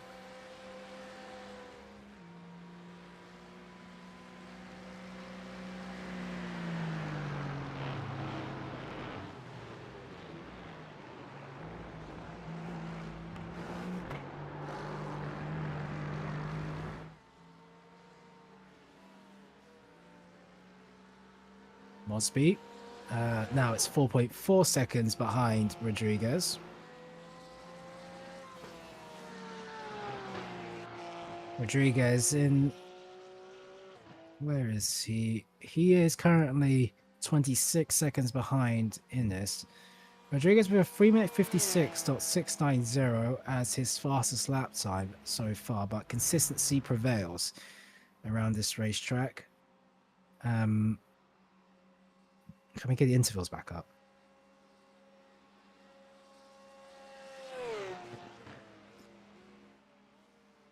And yeah, Mosby versus Rodriguez. The gap was 4.6. It's now 4.1 at the end of this sector 1. And we'll soon see a battle between the Aston Martin Vantage and the Porsche GT3. This is Ansel with 4 minutes left to go. 44 seconds ahead of second place. And he's doing the best job he possibly can. No faults except for losing a position on lap 1 due to cutting at this particular part of the racetrack. Other than that, he's been completely and utterly faultless here at round 1 of the GT Sprint Series.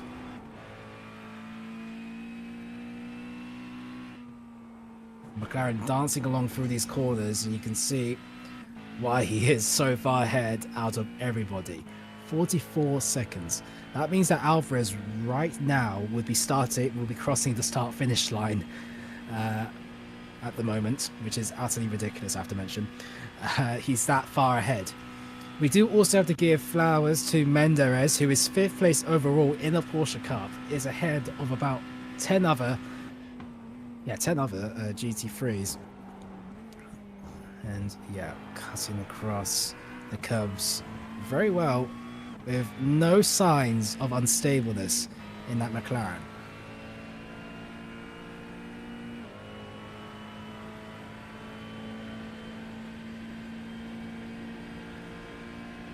It's a long straight here for Ansel. Into the second chicane, just brake before the 100-meter board. And no issues there whatsoever, using all the track width and some. Innes at the back of Nikolaitis now. It's under 0.7 of a second here. Nikolaitis has been losing a fair bit of time. Something's happened to him. Not too sure. I'm looking at the sector lap times. Innes continues on. And I didn't expect to see a battle between these two McLarens again after the second stop. But it looks like to be getting back up there. With just under 2 minutes left to go. And this is the Aston Martin advantage of Matt Mosby into Indianapolis.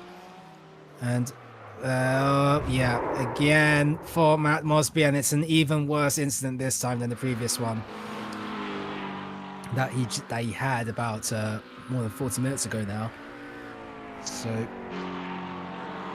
not what he wanted towards the end of this race. Innes has gained up a better exit than Nikolaitis. Quite the immensely beneficial exit. Nikolaitis, I don't know if he has a problem with that McLaren, but he's losing a lot of straight speed, top speed, heading into the first chicane.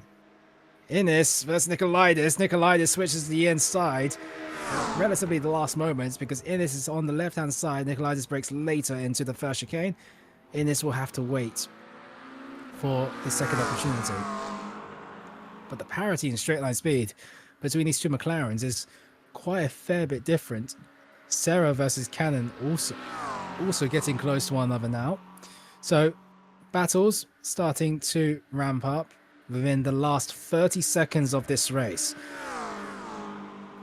Where is Ansel on the track? And we need to congratulate him at some point coming across the finish line. And Ansel, where is he? He will have the white flags being raised for the final time in this race. Is that Ansel? I don't know. Yes, it is. Ansel. He should, yes. Serra versus Cannon. And Mosby's not far behind as well. Mosby, remember, had that instant. Cannon versus Serra. Serra was fighting it out at the start of this race for the podium. He had to pit again and is now in 11th place. It could be 10th place as a recovery drive. Will John Cannon fight this? Yang's back.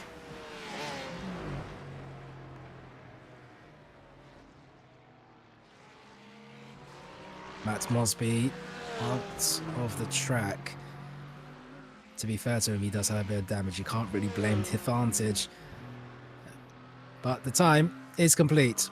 We're on overtime now. Innes versus Nikolaitis is the closest it has been. 0.2 of a second between these two cars into Indianapolis. Oh, I was clenching my breath there, clenching my teeth to see if there was anything bad happening, but no, not at all. It's perfectly fine. Cannon versus Mosby, once again, getting close. Battles all over the shop. You don't really know where to look. And Mosby versus Cannon. Heading into Indianapolis, and well, Cannon versus Mosby. Mosby had a fair share, 2 incidents at Indianapolis. Cannon, will he go and fight this, or does he know that the danger of Indianapolis is because of its high-speed nature? Yep, Cannon doesn't choose to fight. He's already in the race lead in GT3 Silver. Knows that it's not his fight to win. But where is Ansel on the track at the moment? Where does he cross the line? Is he still currently in, yeah, halfway there? Yep, he's coming to the end of Sector 2. Which is just this very long straight, to say the least.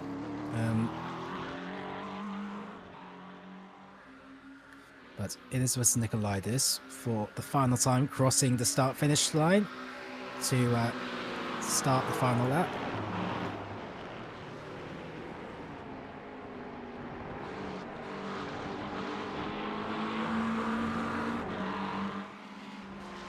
Nikolaitis getting an off track, so does Menderes.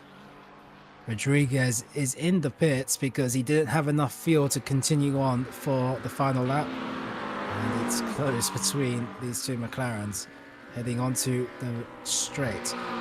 We saw that Nikolaitis on the previous lap struggling to get the run out of this corner, and that has been replicated here once again. Innes could take away 7th from Nikolaitis. And he switches Nikolaitis to the inside, knows that he has to defend this. I do want to keep an eye on Ansel.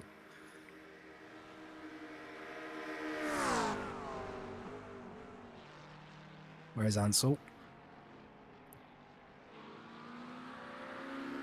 Yeah, I can switch there.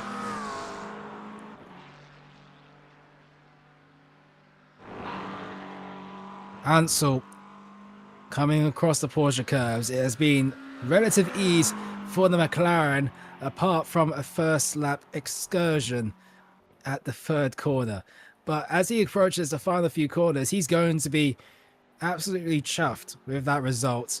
For the first round of the MV Simsports GT3 Sprint Series, flashing the headlights, it is Ansel. Philip Ansel, the Swedish driver, comes across the line to win here at Le Mans.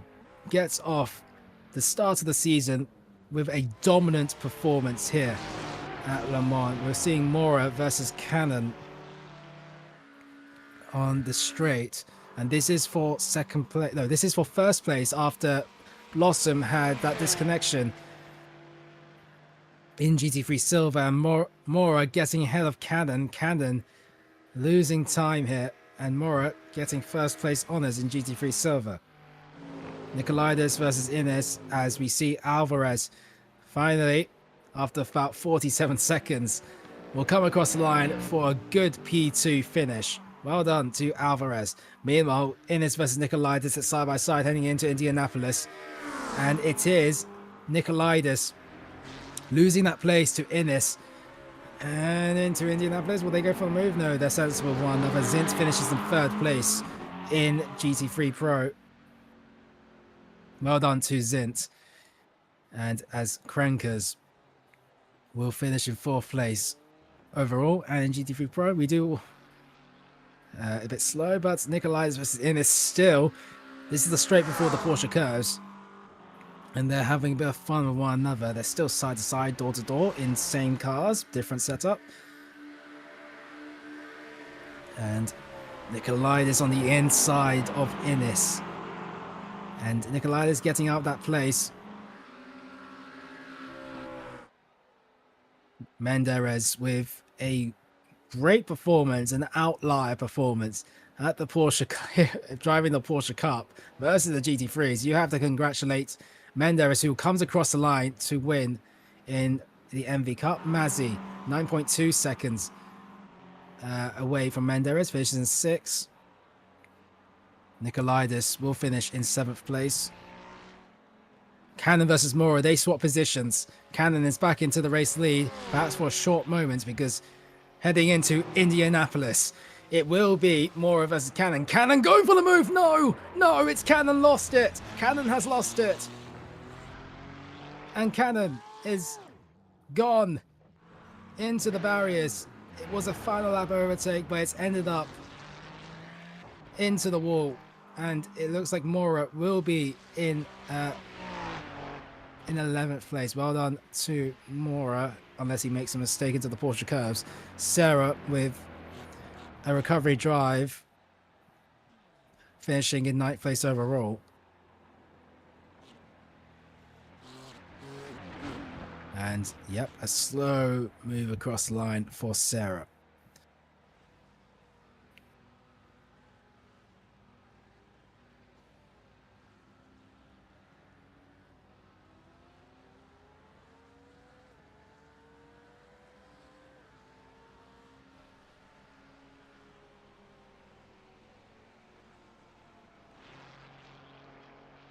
Mora for GT3 Silver. He's going to be thanking that that final lap battle ended where it was. Mora hasn't been leading GT3 Silver, but he does cross the line to finish in 11th. And this is what happened between John Cannon and Mora. Cannon on the outside, which did switch to the inside, but in the final lap of this race, tires shot. There's no chance there, and he's just lost the rear into entry. And this is a common occurrence at Indianapolis. It's why it's one of the more dangerous corners of the racetrack, and ends up how you would expect after losing the rear. But that is how the race finishes. It's Philip Ansel in first place, with Alvarez in second, and Zint in third. So well done to those three drivers. Jason Krankers finishes in fourth. Mert Menderes, driver in the Porsche Cup, finishes fifth overall, wins the MV Cup race in round one. Simone Mazzi in sixth place. Konstantos Nikolaidis in seventh. Jaden Innes wins in GT3 AM. Ramon Serra, Juan Rodriguez rounds off the top 10.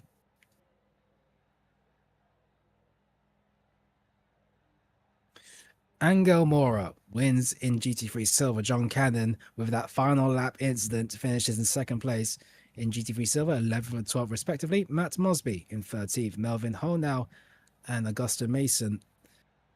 Logan Taylor and Carrera, from 16th downwards, they retired, but Logan Taylor, Jordi Carrera, Daniel Cabral, Tiana Blossom disconnected, Finn Caitlin retired, and Bernard De Castro retired with that incident with Finn Caitlin. Joseph Kronk did start the race, but 2 laps behind everybody else and retired after a fair bit of time.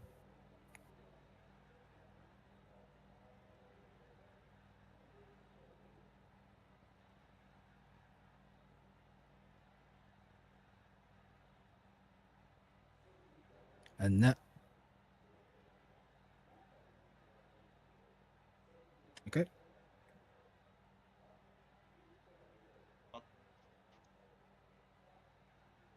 So starting off with Mertz Menderes driving the Porsche Cup. I mean, Mert, that was quite a performance to behold, driving what is supposed to be on paper the slower car out of the GT3s and Porsche cars. But you were leading the race overall at Le Mans. It's unbelievable to say that because you were fourth place at the end of the first lap as well. Yeah, I mean that is courtesy due to the starting rules. I was mentally prepared for a like split class start, like you usually expected in IMSA, and then when I saw I was like in between GT3s, I was like, this might be a very problematic start for everyone involved, because I'm in a weird position of I am supposed to yield. On the other hand, everyone else is fighting, so I'm faster in the corners, and I'm faster on the straights. It was I Yeah. think I've never experienced something like that in any race before. It was something to behold because you were utterly at the back of the GT3s because of your low, I mean, like there's low aero, so you were just utterly a rocket, but then you lose it all in the third sector, obviously, in the Porsche Cup. I mean, it's an unbelievable race. You finished P5 overall ahead of about 14 other GT3 cars. It's well done today. It was Thank you. watching the race unfold in front of our eyes, seeing the Porsche Cup in the lead in a GT3 race is quite something to see. So well done to you today. And what do Thank you you. expect for the future races? This is round 1 out of 6, and you're competing the MV Cup. It is an isolated cup compared to the rest of the GT3s. Do you expect to win a bit more? I have no idea if I'm honest to you. I mean, the thing is, usually in the first race, where like a lot of people are taking part in the league race, like it's like the usual league racing curve. You would have like a sort of mental model on how people drive and how fast they are. But if I'm honest, like I couldn't get any reliable like any data. Like P3 Mm. did not drive, I think, at all. Yes. P2, he said one practice lap, which is basically not comparable.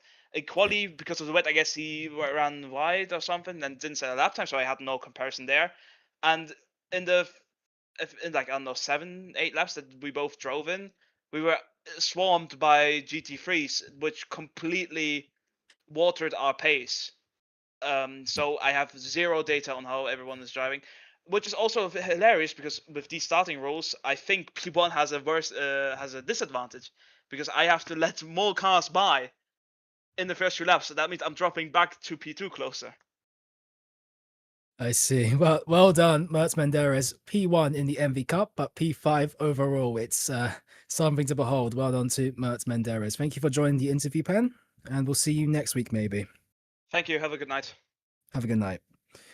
And now for our overall winner, GT3 Pro winner, Philip Ansell. Well done today.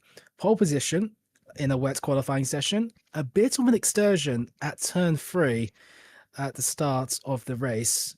You lost a few positions, but you managed to get back up and then lead for the rest of it. 47 seconds was the gap after the race between you and it was Alvarez in P2. Talk me through it.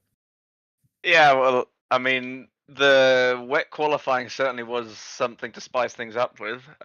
Thankfully, I am quite well adapted to the wet in general, and especially here at Le Mans with the Majors 24 that happened here 2 years ago. So that muscle memory still is obviously in my head.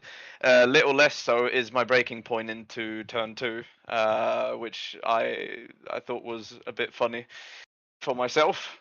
Made the race maybe a bit more exciting, not leading from lights to flag, but anyway, it was fun to get a bit racy with the other guys. Obviously, I mean it was quite uneventful in that sense as well. I mean it's not fair in one sense as well. The pace difference, which I think is going to be a lot closer with the other tracks that we have on the calendar, and I know as well that there's another quick driver in the league that didn't participate today. So, I mean, the competition is certainly going to be there throughout the season. I think this is a one-off case where I am very quick at this track, and the pace differences can show, especially with the amount of slowdowns that people were acquiring in the race. And I think I even picked up a couple myself.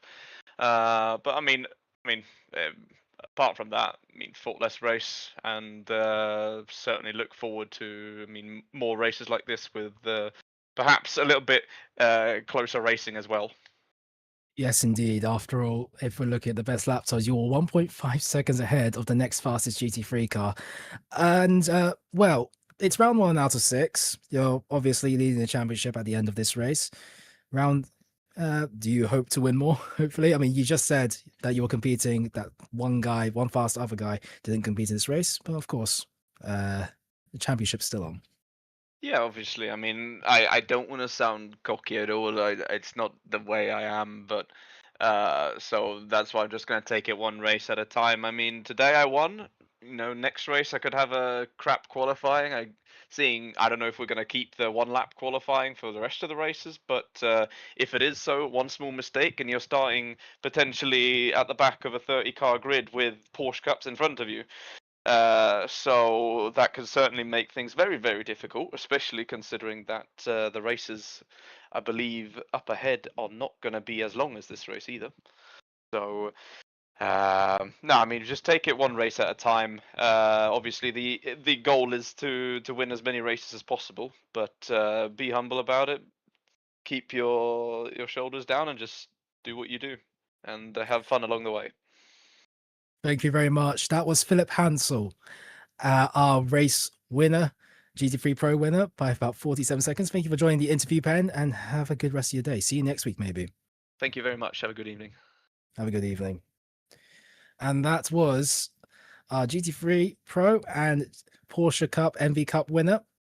And that will be all here for the MV Simsports GT3 GT Sprint Series, brought to you by Triple Stint and SimSwag Technologies. Round 1 is complete in the Europe section of this championship. Round 2 will bring you Sebring, a very bumpy racetrack, a very flat racetrack, but an iconic American track at its own right. 2 weeks from now. So that will be all from our side of the commentary box. And my name is Jarvis Coyd. Pushing all the buttons is our director, Julio Marquez. Eitan Benezra is our executive producer. At HyPrix Studios, we thank you very much for watching this stream, and we cannot wait to see you all next week in the European version of 2 weeks from now, in the European version of this series in a few hours for the American GT Sprint series. So see you then. Thank you very much and have a good night.